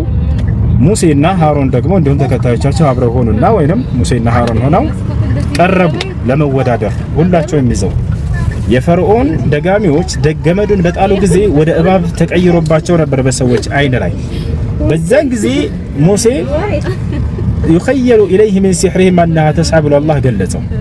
ከሰሩት ድግምት የተነሳም ያቺ የጣሏት ገመድ በሙሳ ላይ የምትንቀሳቀስ እባብ መስላ ታየችው ማለት አያረላ። ነገር ግን የጣሉት ምንድነው? ገመድ እኮ ነው የጣሉት። ሙሴ ግንና ሃሮን ግን ምን መስሏቸው ነበር? እባብ መስሎ ታይቷቸዋል። አይናቸው ላይ ደገሙባቸው፣ አስመሰሉባቸው። አያረላ። ይሄ ነገር ከነርሱ ራሱ እንትን አላለም ማለት ነው። አንድ ሻሃዳ መያዝ ፈልጋለሁ ትላለች ኮሜንት ላይ አለም አስገባት። ታያቸዋል አድሚኖች፣ እኔ ማስገባት አልችልም። አለም የምትልጅ አስገባት። እሺ በዚህ ጊዜ ተመሰለበት ነብዩ ሰለላሁ ዐለይሂ ወሰለም ተመሰለባቸው ብላ ነው አይሻ ቃል በቃል የጠቀሰችው። የሚገርባችሁ ቁርአንም ላይ ያለው ሐዲስም ላይ ያለው የተጠቀመው ቃል አንድ አይነት ነው። ለሙሳም ለሃሩንም يخيل إليه من سحرهم أنها تسعى ይላል። እናታችን አይሻም ስትገልጽ ሐዲስ ላይ أنا كان يخيل إليه أنه يفعل الشيء ولم يفعله አለች። የሆነ ነገር የሰሩ ይመስላቸዋል ግን አልሰሩትም ያን ነገር አለች። ይሄ ነው የተገለጸው ነገር ገብታችኋል። ስለዚህ ሲህር ለሁለት ይከፈላል። ድግምት አንደኛ አይምሮን የሚቀይርና የሰውየውን ማንነት ሙሉ በሙሉ የሚቀይር የሆነ መጥፎ ድግምት አለ፣ ትክክለኛ የሆነ ድግምት። ሁለተኛ ደግሞ የመመሳሰል ነገር ብቻ ያደጋቢ በአንተ አይን ላይ ማመሳሰልን ብቻ ነው የሚሰራብህ፣ ልክ በሙሴ ላይ እንደተሰራ ማለት ነው። ታዲያ ሙሴ በዚያ ሰዓት ድግምት ተሰርቶበታል ማለት እንችላለን ወይ?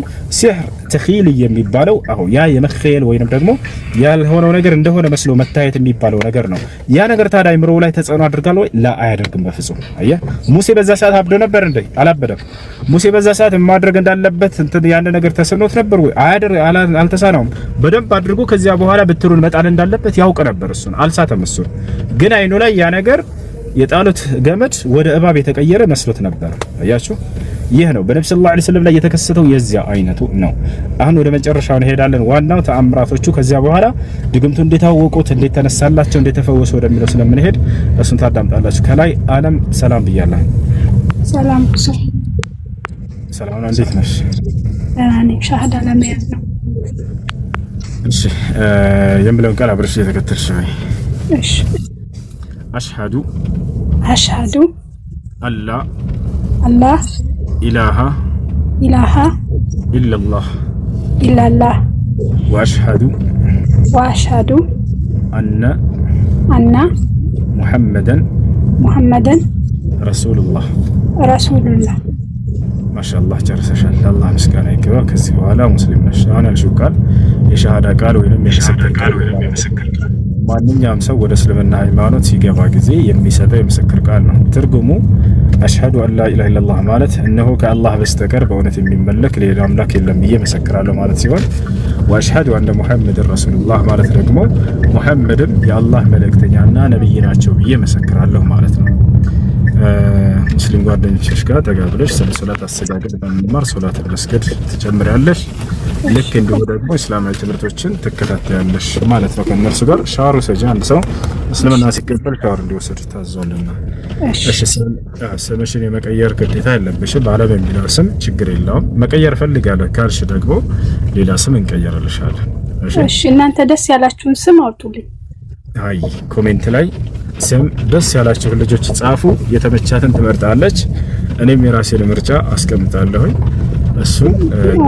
እሱም ባንተ ምርጫ ደስ ያለከን። አይሽ እኔ ደስ የሚለኝ ስም ማን ይሆን? ሀያት ይሁን ፈቃደኛ? እሺ ደስ ይለኝ።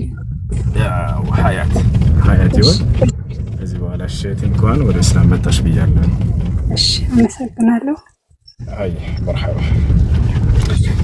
እሺ አሁን የጀመርነውን እንትን እንቀጥላለን። ከዚህ በኋላ ያለው ስለሆነ የነብዩ ሰለላሁ ዐለይሂ ወሰለም ድንቅ ተአምር አሁን በደም ቁረይዛ ክህደት ምናምን በሚል ስር ልታገኙ ትችላላችሁ አማርኛው ላይ። ሰዓድ ኢብኑ ሙዓዝ ጥያቄ ያቀረበ፣ ነቢያችን ሰለላሁ ዐለይሂ ወሰለም ደግሞ ፍርዱን እንደማይቃወሙት ነገሩት። እንግዲህ አይሁዶች የፈለጉ አንተን ነው እንድትፈርድ፣ አንተ ፍርድህን አስተላልፍ፣ ምንም ብትፈርድ እኔ አልቃወምህም ይሉታል። ከዛ ሰዓድ ኢብኑ ሙዓዝ ምን ብሎ ፈረደ? ወጣት የተባለ ለጦርነት የተሳተፉ አሉ። ወጣት የተባለ በጠቅላላ ለአቅመ አዳም የደረሰ ሰው ማለት ነው፣ በጠቅላላ እንዲገደል አዘዘ። ለአቅመ አዳም የደረሰ ወንድ እንዲገደል ሲያዝ፣ ህፃናቶችና ሴቶች ግን እንዳይገደሉና በምርኮ አማካኝነት ወደ ነቢያችን ወደ ሙስሊሞች ወይም ወደ መዲና ነዋሪዎች እንዲከፋፈሉ ትእዛዝ ሰጠ ማለት ነው። ይሄ እንግዲህ እነሱ የመረጡት ንጉስ ነው፣ እነሱ የመረጡት ዳኛ ነው የፈረደባቸው። ያንን ፍርድ ግን መቃወም አልቻሉም። ለምንድን ነው ያልተቃወሙት ሲባል ሰዓድ ኢብኑ ሙዓዝ ይህንን ፍርድ የሰጠው እግዚአብሔር ባዘዘው መሰረት ነው። ገባችሁ? ሰዓድ ኢብኑ ሙዓዝ ይህንን ፍርድ የሰጠው በየትኛው ህግ መሰረት ነው? በተውራት ህግ መሰረት ነው፣ በኦሪት ህግ መሰረት ነው። ዘዳግም ምዕራፍ 20 ጀምሮ ቁጥር 12 ጀምሮ ያለው ህግ ቁጥር 10 አይ ቲንክ ከቁጥር 10 ጀምሮ ያለውን ህግ ነው ተፈጻሚነቱን ያዘዘባቸው በእነሱ ላይ ማለት ነው። በራሳቸው ህግ ነው የዳኛቸው ማን? ሰዓድ ኢብኑ ሙዓዝ። ስለዚህ ተቃዋሚ አልነበሩም፣ ሁሉም ተስማሙ። አንደኛ ሰዓድ ኢብኑ ሙዓዝ የተውራት ሊቅ ነው። ኦኬ የተውራት ሊቅ ነው ሰዓድ ኢብኑ ሙዓዝ። ሁለተኛ ደግሞ አይሁድ ነው። ሶስተኛ ደግሞ በኮንስቲቲዩሽን ኦፍ መዲና ህግ መሰረት አንድ ያጠፋ ማህበረሰብ ያጠፋ ህብረተሰብ የሚቀጣው በራሱ ሃይማኖት ህግ መሰረት ነው። ስለዚህ እነዚህ ማህበረሰቦች በዚሁ መንገድ እንዲገደሉ ወይም እንዲቀጡ ያደረጋቸው በራሳቸው በኦሪት ህግ መሰረት ነው። ስለዚህ ነቢያችን ሰለላሁ ዐለይሂ ወሰለም ምን አሉ? ይህንን ፍርድ አላህ Subhanahu Wa Ta'ala ከሰባት ሰማይ በላይ ያለው አላህ Subhanahu Wa Ta'ala የሱ ፍርድ ነው ብለው አሞገሱለት። እንዲሁም በተጨማሪ ደግሞ ምን አሉ? ይህ ፍርድ የንጉስ ፍርድ ነው። ሁለት ዘገባዎች ነው ያሉ፣ በሁለት ዘገባዎች መንገድ መጥቷል ነው። ሰዓድ ኢብኑ ሙዓዝ ከፈረደ በኋላ ምን ብሎ ተናገረ? ይህ ፍርድ ስህተት ከሆነ በህይወት አኑረኝ፣ ስህተት ካልሆነ ግን ሞትን በጣም ይመኝ የነበረ ሰው ስለነበረ ማለት ነው፣ ሸሂድነትን ነው የሚፈልጉ። ስህተት ከሆነ ግን ካልሆነ ግን ወይም ደግሞ ፍርዴ ትክክል ከሆነ ቁስሌ ፈንድቶ አሁኑኑ እንድሞት አድርገኝ የሚል ዱዓ አድርጎ ነበርና በዛ ምክንያት በዱዓው መሰረት እሱም ሞቷል ማለት ነው። እሱ በሚሞት ሰዓት ጀናዛው በጣም የሚያበራ ሰው ነበርና በጣም የተደነቀ ሰው ነበረ። በተለይ በዚህ ክስተት ዙሪያ ላይ አይሁዶች ከሰሩት ስራና እሱ ከሰጠው ፍርድ ጋር በተገናኘ ማለት ነው። ስለዚህ እነዚህ ሰዎች በራሳቸው ህግ መሰረት ተዳኝተው ሁሉም ወንዶቹ እንዲገደሉ ተደረጉ። ሴቶቻቸው በጠቅላላ ደግሞ እና ሴቶቻቸው ሳይሆን ህፃናቶችም ንብረታቸውም የሙስሊም ሆነ እነዛ ሴቶች እነዛ ማህበረሰቦችም ወደ እስልምና ሃይማኖት ገቡ ማለት ነው። ስለዚህ አንደኛ ነቢያችን አልፈረዱም፣ ሁለተኛ ፍርዱ ትክክል አይደለም ካሉ እየተቃወሙ ያሉት እግዚአብሔርን ነው፣ እኛ ጋር የሚያገናኘው ነገር የለም። ሶስተኛ የራሳቸው የአይሁድ ራባይ የነበረ በኋላ ላይ እስልምናን የተቀበለ የመረጡት ሰው ነው የፈረደባቸው ማለት ነው። እዛ ላይ እንግዲህ ሰዎች መጣው እዚህ በኋላ መጣው አንዴ በኑ ቁረይዛ ላይ እኮ አስገድለዋል ነብያችን ምናምን ካሉ ነብያችን ሳይሆን እግዚአብሔር ነው ያስገደለው ማለት ነው ባጭሩ። ኦኬ ታሪኩ ይህንን ይመስላል እላችኋለሁና እዚህ ላይ ሙሐመድ ሐሚዲን ወይም ሙሐመድ ሐምዳን አይ ቲንክ ከሁለት አንዱ የሲራ መጽሐፍ አለ። እሱ ላይ በደንብ ተብራርቷል። የአይሁዶች በአይሁዶች ህግ በኩል መፈረዱ ማለት ነው። ሌሎችም አሉ ሙስሊም ያልሆኑ የታሪክ ጸሐፊያን በጠቅላላ ባስቀመጡትም መሰረት ፍርዱ የተከናወነው በአይሁዶች ዲውትሮኖሚ ላይ ባለው ምዕራፍ 20 ቁጥር 12 ጀምሮ ባለው ህግ መሰረት ነው ፍርዱ የተከናወነው ማለት ነው። እሺ ክርስቲያኖች ካላችሁ ሪኩዌስት ላኩ። አሚር የምታወራው ነገር ካለ አውራ።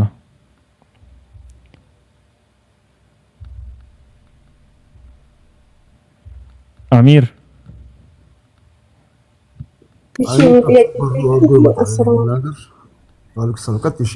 ወአለይኩም ሰላም ወራህመቱላሂ ወበረካቱ።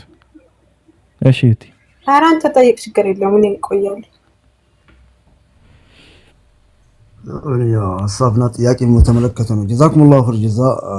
ሉኪ አንተ ወንድሞች የምታደርጉት ነገር አላህ ሱብሃነሁ ወተዓላ በሰጣችሁ እውቀት ኢንሻአላህ ከኛም አልፎ ከናንተ አልፎ ከሌሎችም ያው እንትን ያደረጋችሁ ነው። አላህ ምንዳችሁ ይክፈልላችሁ። እኔ ማለት የፈለኩት እንዳው ከዚህ በዚህ ነገር አስቤ ነበር። የሆነ ሩም ገብቼ ነበርና እንዳው ያው የተለያየ ሰዎች ሲመጡ ያው ጥያቄ ሲጠይቁ እንደ ክርስቲያኖችም ሌሎችም እንዳው እንዴት ነው አንዳንድ ጊዜ ያው ብዙ ጊዜ እናንተ ያው ቲክቶክን በመታስተላልፉት ወንድሞችና እህቶች ለሁላችሁም ነገር ይጠቅማል ብዬ ነው እንደዛ ብታረጉ ጥሩ ነው። ለምን እኛም ሰዎችም ሌሎች በተደጋገመ እንዳይሆን አሁን አንዱ ክርስቲያን ከገባ ከነስሙ ከነምናምን ያዝ ያ ጥያቄ የጠየቁት ነው እየጻፍ ዳግም ያ ነገሙ ጥያቄ እንዳይጠይቅ ሌላ ጥያቄ ደግሞ ፈልጎ እንዲያመጣ እንደዚህ ብታረጉ እንዴት ነው? ለምን ሁሉ ጊዜ አንዳንድ ጊዜ የተደጋገመ ነው ጥያቄና የሚመጣውና ያው ግዴታ እንግዲህ ያው አላህ በሰጣችሁ ማስተላለፉ ግዴታ ነውና ሌሎችም እንዳው ሌላ የተሻለ ጥያቄ እንዲያመጡ በዛ ላይ እንዳው የሆነ ነገር አንድ ነገር ብታረጉ ጥሩ ነው ብዬ ነው የምገምተው። ኦኬ እንዴት ትላለህ? ለምን ብዙ ጊዜ ደግሞ ያው ከነ መስረጃው ከነ ምኑ ሰዎች ስታስረዳቻቸው ዋቅዳ ዋህ መልስ ነው። ሌሎች ግን ትምህርት ሆናል። ለነሱ ግን እንደገና ተመልሶ ደግሞ ያ የጠየቁትም እንደማያውቁ ሆኖ እንደገና ያን ደጋግሞ ነው እዚህ ሩሙ ሌላ ሩሙ የተለያየ ጥያቄ ሴን ጥያቄ ስለምጠይቁት በዚህ ላይ እንዳው ምን ትላለህ? ጀስት ሐሳብ ነውና ለምን ሰፋ ያለ የተለያየ እንዳቢያመጡ ደስ ይለኛል ለማለት ፈልጌ ነው። ጀዛኩሙላሁ ኸይር አላህ ይጨምርላችሁ ለማለት ፈልጌ ነው። አሚን አሚን ወያከ። ያው እንደ ጠያቂዎቹ ሰዎቹም ይለያያሉ። ጥያቄው አሁን ሳይሆን የዛሬ 50 ዓመት ጀምሮ በነሻ አህመድ ዲዳት ጀምሮ እስቲል እስካሁን ድረስ አንድ አይነት ጥያቄ ነው እየተጠየቀ ያለው። የተለየ ጥያቄ የለም ወይ ወጣ ያለ ጥያቄ የለም። በጣም ትንሽ ቢሆኑ እንጂ ትንሽ ወጣ ያሉ ጥያቄዎች ማለት ነው። ስለዚህ እነዛን ጥያቄዎች ሁሌ ደግሞ ማስተናገዱ ያው እንዳልከው የኛ ግዴታም ስለሆነ በዛ መንገድ ሁሉንም ባላቸው ሐሳብ መሰረት ማለት ነው ልናስተናግድ እንሞክራለን።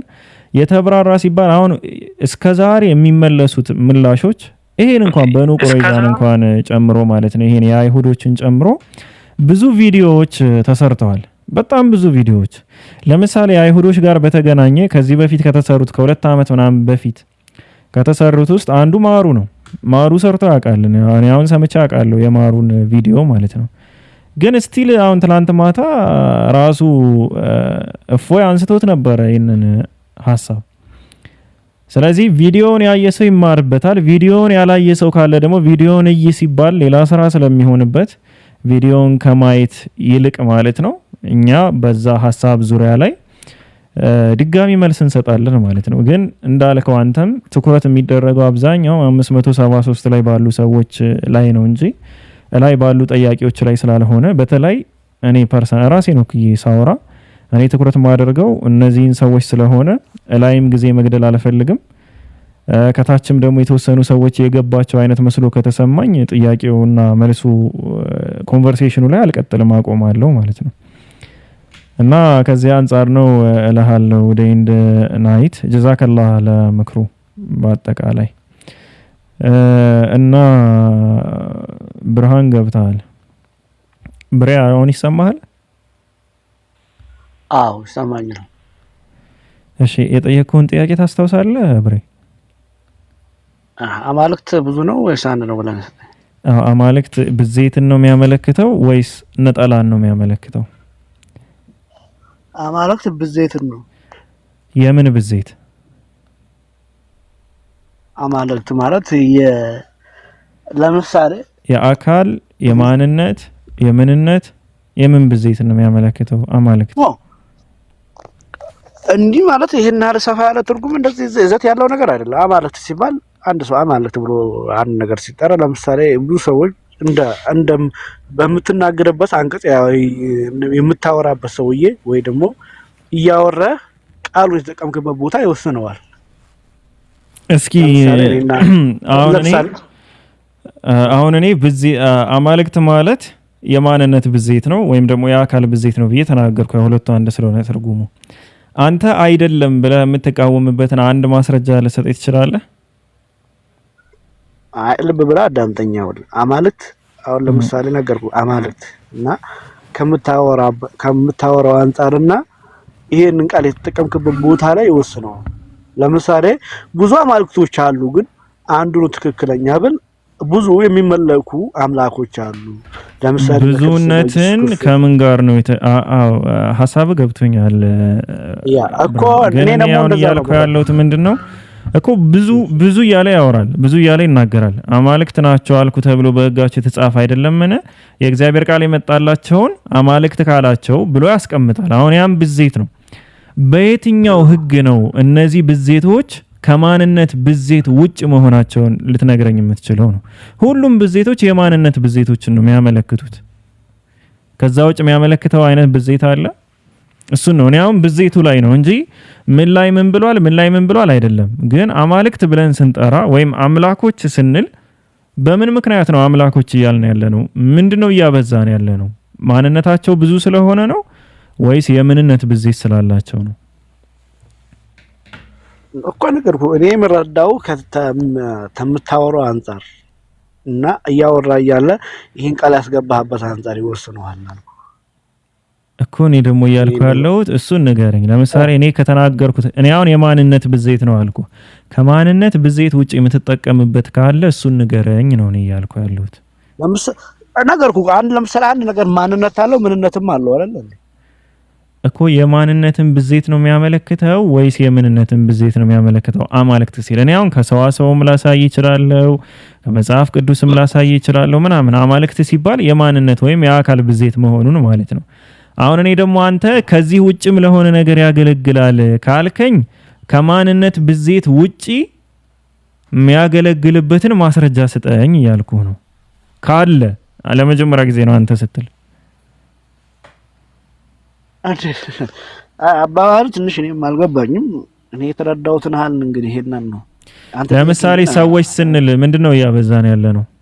ሰዎች ሲባል እኮ ሰዎች እያልን ነው እኮ። ምናቸው ነው ይስተላኩ? ኦክቶበር በፑቲን ካለ ኦክቶበር አንተ ሪኩዌስት መላክ ትችላለህና ክርስቲያኖች ካላችሁ ሪኩዌስት ላኩ። ሰላም አለይኩም። ወአለይኩም ሰላም ወራህመቱላሂ ወበረካቱ። እሺ አንድ ነገር ልናገር? አዎ እንዴ ተናገሪ። እሺ አንዲት የመስዋዕት በግ ለኢብራሂም የውይይት ጥሪ አቅርባ ነበርና ያው ልጅቷን ታውቃታላችሁ። እኔ ጋር ተወያይታ ነበር ከዚህ በፊትም ያው ተወያይታለች ባይባልም ጨዋጫዋ ሄዳለች እና የመስዋዕት በጎችን አሳልፈን አንሰጥም እኛ ለኡስታዞቻችን እኛ እያለን ከኛ አለፉ የሚል የውይይት ጥሪ አቅርቤላታለሁ። ማለት እሷ የውይይት ጥሪውን ተቀብያታለሁ እኔ ማለት ነው። እሷ ከመጣችና ሸርሸር አድርጉላት። እንደዛ ነው ቪዲዮ እሱ ነው። እሺ ሸርሸር አድርጉት። ያው ከኔ ካለፈች ነው ወደነ ኢብራሂም ወደነ ብቄ የምትሄደው። ወደነ ማንኪ ወደ አንተ ትመጣለች። እኔ ዲቤተር አይደለሁም። እንደዚሁ በሐሳብ በነፃነት የሚያወራ ሰው ብቻ ነው ማወራ። እኔ ዲቤተር እሱን እናንተ እዛው ጸበላቸው ስንት ዓመት ተፎግሬበታለሁ። ለኔ ወቂ ነው ለመኖር በጤና ይልቀጥል። ለማንኛውም አምናቴ ዲቤተር እና ሰምታችኋል። እየገባችሁ ሼር አድርጉላት ሁላችሁም ማለት ነው። ሼር፣ ኮፒ ሊንክ ምናምን ላይክ ምናምን አድርጉ፣ ሼር አድርጉ እና ክርስቲያኖች ካላችሁ ሪኩዌስት ላኩ። ክርስቲያኖች ካላችሁ ሪኩዌስት ላኩ። አይ ቲንክ እንዳያችሁት ነው ባይዘው ከመጀመሪያው ጀምሮ እንዳያችሁት ነው። ምንም የተለየ የምናወራው ነገር የለም። ማንም ሰው ነው የምላችሁ የትኛውም ሰው ያነሳሁትን ነገር በየትኛውም የሥነ ቋንቋ ሕግ ውድቅ ሊያደርገው አይችልም። በየትኛውም ሕግ መሰረት አማልክትና አምላክ የሚለው ከመጀመሪያው ከውይይቱ ከመጀመሪያው ጀምሮ ብታዩት ያሉት ነገራቶች በጠቅላላ ማለት ነውና ኢስላም ግልጽ ነው። አይ ቲንክ ከዚህ ጋር በተገናኘ ቃል ምናምን ለምን ተባለ የሚል ነገርም ሊነሳ ይችላል። ያንን እየጠበቅኩ ነበረ። ኦሬዲ በዛው አንዳንድ እያልን አማልክት ወደሚለው ሀሳብ ተገባ ማለት ነው። ስለዚህ ምን ልላችሁ ነው? ክርስቲያኖች ካላችሁ ሪኩዌስት ላኩ። አይ ቲንክ እኔ ራሱ የሆነ ቪዲዮ ፖስት ማድረግ ልጀምር እንደ የላይቭ ቆይታዎቻችንን ፖስት ላድርግ እንዴ? ጥሩ ነው፣ ይጠቅማል።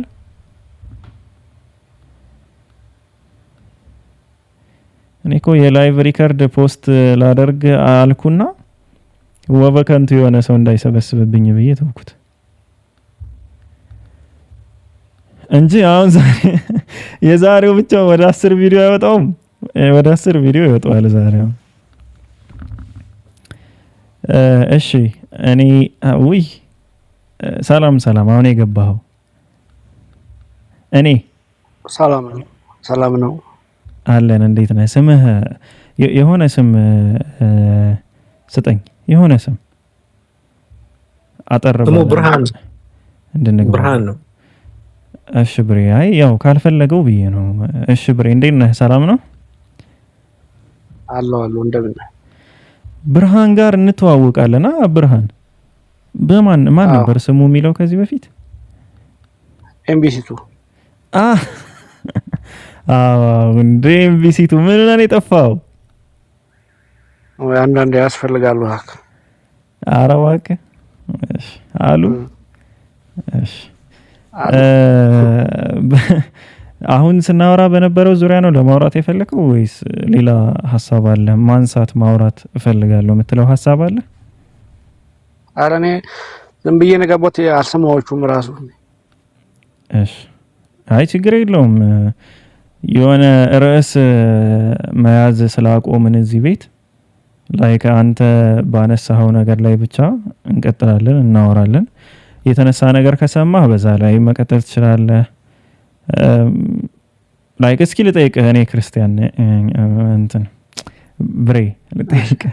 እሺ አማልክት ብዜት ነው ወይስ ነጠላ ነው?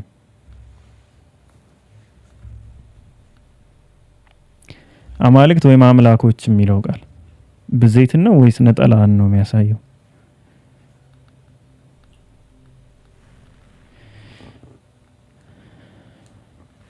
ሚዩት ላይ ከተምክ ማለት ነው ኢንሻአላህ።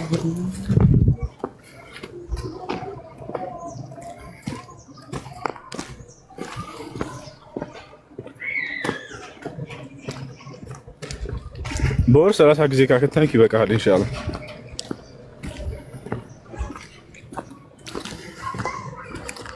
ያው አላህ ይወፍቅ።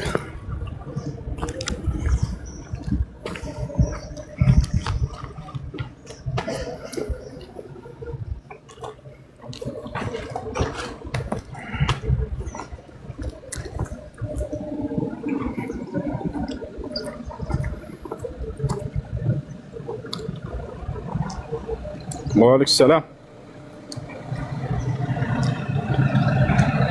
እሱ በቀን አንድ ጊዜ እኮ ነው ያልከው። ከቻልክ ወደ 2 ጊዜ 3 ጊዜ ማክተም በቀን እንደ ለምሳሌ ያክል ነው። እሺ ወአለይኩም ሰላም ወራህመቱላህ። ሰላም ነው?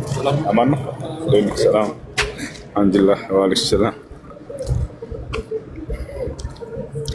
مساء النور مساء الخير على ገና ያልነጋለት ነው።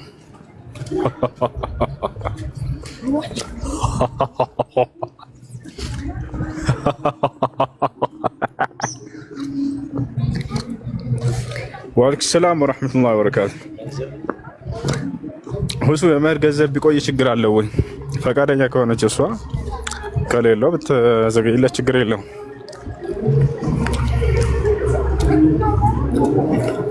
ቤት ነው የሚመጡት። በዚህ አስፋልት እናገኛቸዋለን።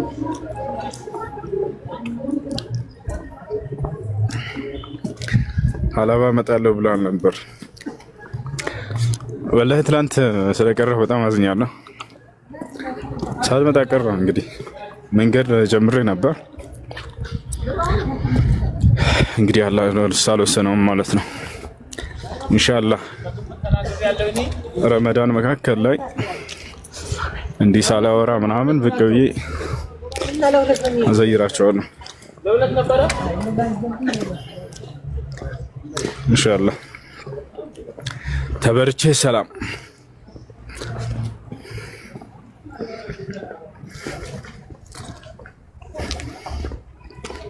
ሐለባ በጣም ደስ የሚለኝ ሀገር ነው። በላይም ሰዎች ፍቅር የሆነ ህዝብ ነው። ለዲን ያላቸው ፍቅር ይለያል።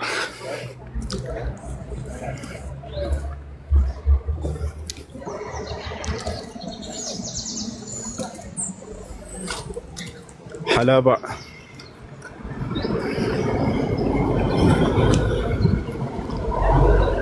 ስልጤ እንደዚህ አንድ ነበር እኮ የሚመስለኝ። ስልጤ፣ ጉራጌ፣ ሐለባ አንድ ነበር የሚመስለኝ ወላሂ።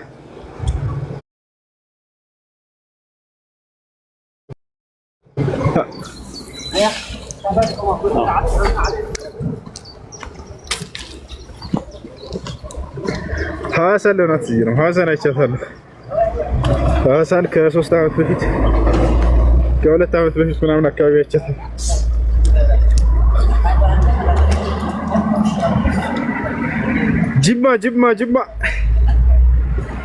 ጅማ አባ ጅፋር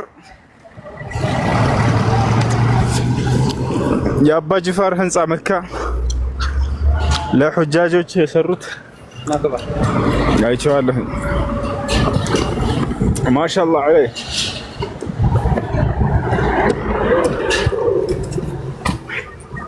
አንድ ክርስቲያን አይተናል። የገጠር ዜና ማለት አረ ፈታውላ አረ እንትኑ ጃኬት አረ መነጠሪ አደቀርሹ ወቃ የለም አተቀመጥኩበት ማለት ክርስቲያን አግኝተናል።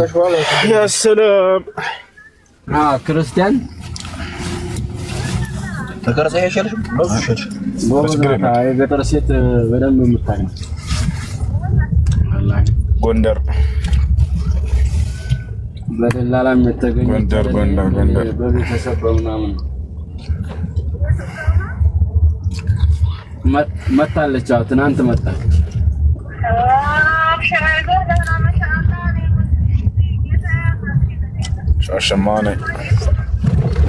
ሻሸመኔ ናቸዋለሁ፣ ሐዋሳ ናቸዋለሁ፣ ወራቤ ናቸዋለሁ እና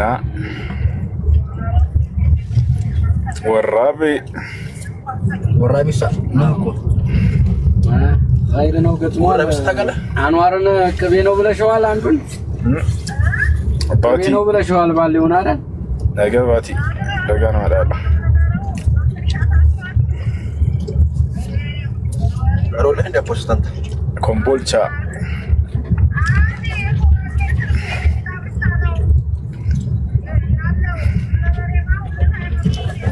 ነገሌ ቦረና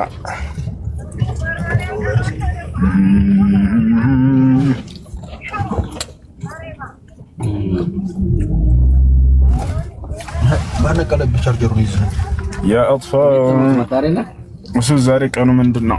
እስኪ ወይ ሌላችሁ ዛሬ ቀኑ ሰኞ ነው። የቻለ ይጾም ያልቻለ ይውላ። እኔ ከሚበሉት ነኝ። ያንተ ኬብል የውሱ በሱስት ነው ገት ያንተ ኬብል ትናንትና አለስተ አይዋ ቃልማን ነው የምትጠቀመው። ላዚም ገራሚ ኬብል አንተው እንትኑ የት ነው? በኋላ አንተ ዝልሰከብ ነው አይደለም። ቦክስ የት ነው? አይሰም ኧረ በአላህ እዚህ ነው የጣልኩት መሰለኝ እኮ። ወአለይኩም ሰላም። እሱ የማን አዳማ መጥቻ ካለህ ባለፈው መጥቻለሁ።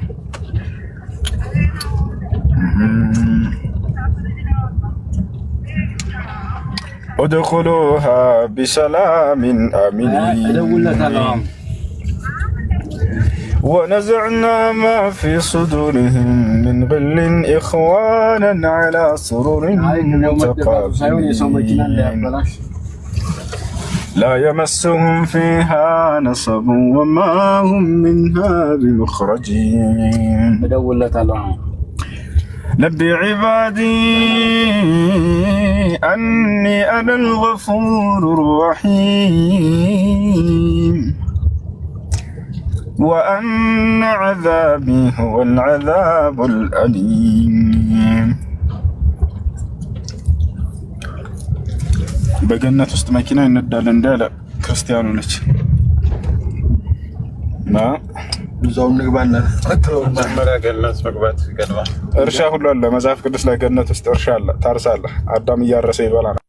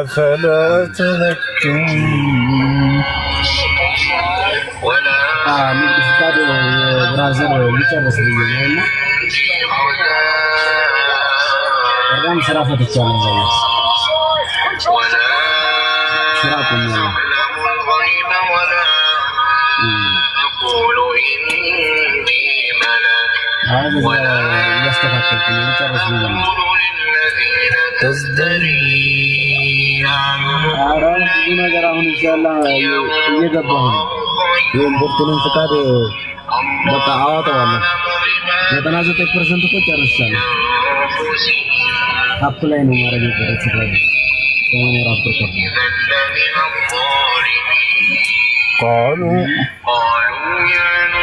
قد جادلتنا فأكثرت جدالنا فأتنا بما تعدنا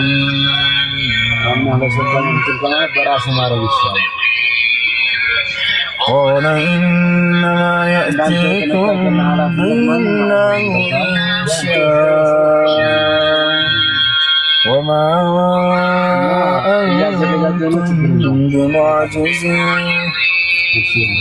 ولا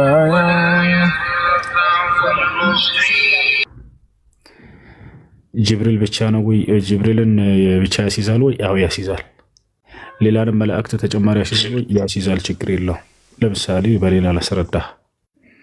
ሚየትህን አንሳው። ሄሎ። አዎ የሰውን ነፍስ የሚያወጣው ማን ነው? የሰውን ነፍስ የሚያወጣው መልአክ ማን ይባላል? መለከል መውት። አዎ መለከል መውት ነው። ሌላ አለ የለውም? እኔ እንጃ አላቅም። አሉ አየህ አይደለ? ሌሎችም አሉ። ወለው ተራ ኢዝ የተወፈ الذين كفروا الملائكة ይላል። ሙሐመድ ሆይ እነዚያን የካዱትን ሰዎች መላእክቶች ነፍሳቸውን በሚያወጧቸው ጊዜ ብታይ ኑሮ يضربون وجوههم وأدبارهم ፊታቸውንና ጀርባቸውን ይመታቸዋል እያለ ይናገራል። ስለዚህ አሉ ከእርሱ ጋር አብረውት። ስለዚህ መልአኩ ጅብሪል ዓለይሂ ሰላም ወደ ማርያም በሚመጣ ጊዜ ሌሎችም መላእክቶች መኖራቸው ያስኬዳል። እሱ ስለዚህ ሁሉንም ያስይዛል ማለት ነው።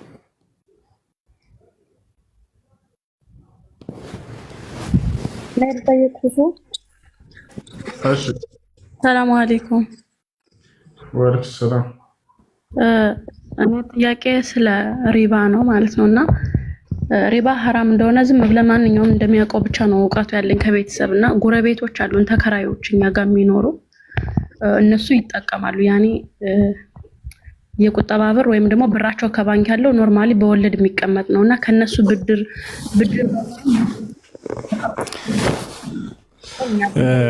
እሺ በወለድ ከሆነ የሚያበድሯችሁ አይቻልም፣ ሐራም ነው። በወለድ ከሆነ የሚያበድሯችሁ ሐራም ነው፣ አይቻልም። እኛ የምንበደረው በወለድ አይደኛ ልክ እንደ ቅያሬ ማለት ነው። ከነሱ ብር እንወስድና እንመልሳለን። ግን እነሱ ኦልሬዲ በወለድ ነው የሚያስቀምጡትም ሀታ ቁጠባ ተጠቃሚ ናቸው። ግን እንዲሁ ዝም ብሎ ልክ እንደ ጎረቤት መበዳደር ከነሱ ጋር እንዴት ይታያል? መስለን ከነሱ ብር ተቀብለን ወይ ተበድረን የሆነ ነገር ብንጠቀመውና እኛ ግን የተበደርነውን የምንመልስ ወለድ አይደለም። ኦኬ እነሱ የሚያበድሯቸው ሰዎች በወለድ የሚሰሩ ከሆነ በጥቅሉ ከነሱ መበደሩ አይቻልም። በወለድ የሚሰሩ ገንዘባቸውን ያጠራቀሙት በወለድ ከሆነ ይሄ አይቻልም። ተግባር ቁጠባ ብር ማለት ነው። ቁጠባ እነሱ በወለድ እንትን የሚል ከሆነ አይሆንም። እንደ አስሉ እንደ መሰረቱ እሱ ነው። ከሐራም ምንጭ እያመጣ ሰውዬው ለእናንተ በሐላል ቢያበድራችሁ አይቻልም። ለምሳሌ ሰውዬው ሰርቆ አምጥቶ ወለድም ከዚያው ነው፣ ከሐራም ነገራቶች ነው። ከዚያ ለእናንተ ግን በሐላል መንገድ ቢሰጣቸውና ብትመልሱለት ይቻላል ወይ? ላ ሰርቆ እንደመጣውን ሲያወቅንስ እንደማይቻል ሁሉ በወለድ ሰብስቦ ያመጣንም ሰው አይቻልም ማለት ነው። አይ ኦኬ ከዚህ በፊት የተጠቀምነው መሰለን ተቀብለን የሆነ ነገር ገዝተን አስቀምጠበት እንመልሰው ወይስ እንዴት እናደርገው? ያን ከነሱ ገንዘብ ተቀብለ የተጠቀምነውን ማለት ነው። ካለባችሁ ያንን መልሶ እስከዛሬ ላሰራችሁ ተውበት ማድረግ። እሺ ቀደም ያለው ሰባ የምትለው ልጅ አዳምጣ፣ አንዳንድ ተፍሲሮችን ልመልከትልህ። እሺ ከኔ ጋር ነህ ወይስ ወጣህ? ሰባ ከአንተ ጋር ابن عثيمين تفسيراቸው ላይ وإذ قالت الملائكة يا مريم وإن الله اصطفاك የሚለው ላይ الملائكة المراد بهم الجنس إذ ليس المراد كل الملائكة بل هو واحد منهم وهو في الغالب جبريل عليه السلام የታሰበበት ማን ነው? ጅብሪል ነው ለርሳቸው። አንደኛ ተፍሲር الطبري ላይ እንመልከት። ተፍሲር الطبري ኢማም الطبري ምን አሉ ወደሚለው ስንመጣ ጊዜ እሺ እርሳቸው አስቀምጠው ከሆነ እንመልከት። قال أبو جعفر يعني بذلك جل ثناؤه والله سميع عليم إذ قالت امرأة عمران ربي إني نذرت لك ما في بطني محررا وإذ قالت الملائكة يا مريم إن الله اصطفاك. ومعنى قول اصطفاك اختارك واجتباك لطاعته وما خصك به من كرامته. وقوله طهرك يعني طهر دينك من الريب والأدناس التي في أديان نساء بني آدم. الشيمان النونة إمام الطبري يسكمت علوي إمام الطبري زبوت علي يسكمت تنقر يلم يسلنا أسكيس كتاشترس الملكات ورساتشو يالت نقر يلم ليلة تفسيروشن الملكات أشي أيسر التفاسير وإذ قالت الملائكة اذكر لوفد نصارى نجران وما قالت الملائكة فإن ذلك دليل على صحة نبوتك وصدقك في أمر التوحيد وعدم ألوهية عيسى عليه السلام اصطفاك اختارك لعبادته وحسن طاعته. أيسر التفاسير ما نسكمده ليلة تفسير لملكة الله تفسير ابن كثير. هذا إخبار من الله تعالى بما خاطبت به الملائكة مريم عليه السلام عن أمر الله لهم بذلك أن الله قد اصطفاها أي اختارها لكثرة عبادتها وزهادتها وشرفها وطهرها من الأكدار والوسواس، واصطفاها ثانيا مرة بعد مرة لجلالتها على نساء العالم. يا سلام كعلماء السيتوج بمبلغ مكنياتنا. እሺ እርሳቸው ማላስቀመጡትም። እሺ ሌላ ተፍሲር እንመልከት። ተፍሲር አልቁርጡቢ ተፍሲር አልቁርጡቢም ላይ ልክ እንዲሁ ማን እንደሆን አልተቀመጠም።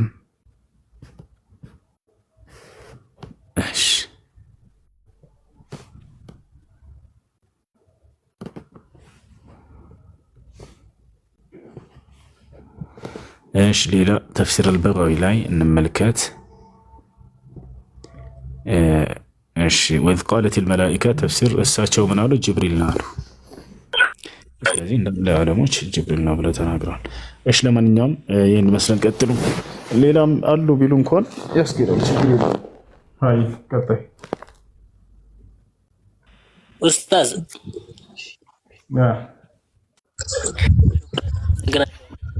አንድም አሁን እኔ የዛን ይጋጫል ምናምን በሚል ሀሳብ ወስጄውም ሰምቼም ሳይሆን እንዲህ ዝም ብዬ በሁለት መሻይኮች ሳዳምጥ ሁለት ቦታ ስለሆነብኝ ነው። አሁን ተመልሶልኛል። አንድ ልድገም። እሺ 22ኛው ምዕራፍ ቁጥር 52 ላይ እንድታብራሩልኝ ፈልጌ ነበር። 22ኛው ምዕራፍ ቁጥር 55 ነው ያልከው? 52 52 እሺ ከመልእክተኛና ከነብይም ከአንተ በፊት አንድንም አላክንም ባነበበ እና ዝም ባለ ጊዜ ሰይጣን በንባቡ ላይ ማጥበሚያን ቃል የሚጥል ቢሆን እንጂ ወዲያውም አላህ ሰይጣን የሚጥለውን ያስወግዳል። ከዚያም አላህ አንቀጾችን ያጠነክራል። አላህ ማዋቂ ጥበበኛ ነው ይላል። እዚህ ቦታ ላይ ያንን ለማድረግ ያስባል። ነገር ግን አላህ ሱብሓነሁ ወተዓላ ያን ሐሳቡን ይመልሰዋል ነው። ያ ነብይ ይናገራል ወይ? ላ ያንን ሰይጣን ቢያስብም እንኳን ያንን ሊያደርግለት ወይንም ሊሳካለት አይችልም ነው። እዚህ ቦታ ላይ አስመልክቶ የመጣ አንድ ቅሰት አልገራኒቃ አለ። እርሱ ስህተት ነው። ሰይጣን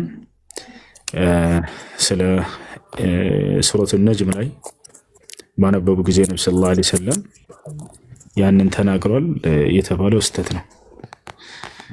إن وفرأيتم اللات والعزى ومناة الثالثة الأخرى إن شفاعتهن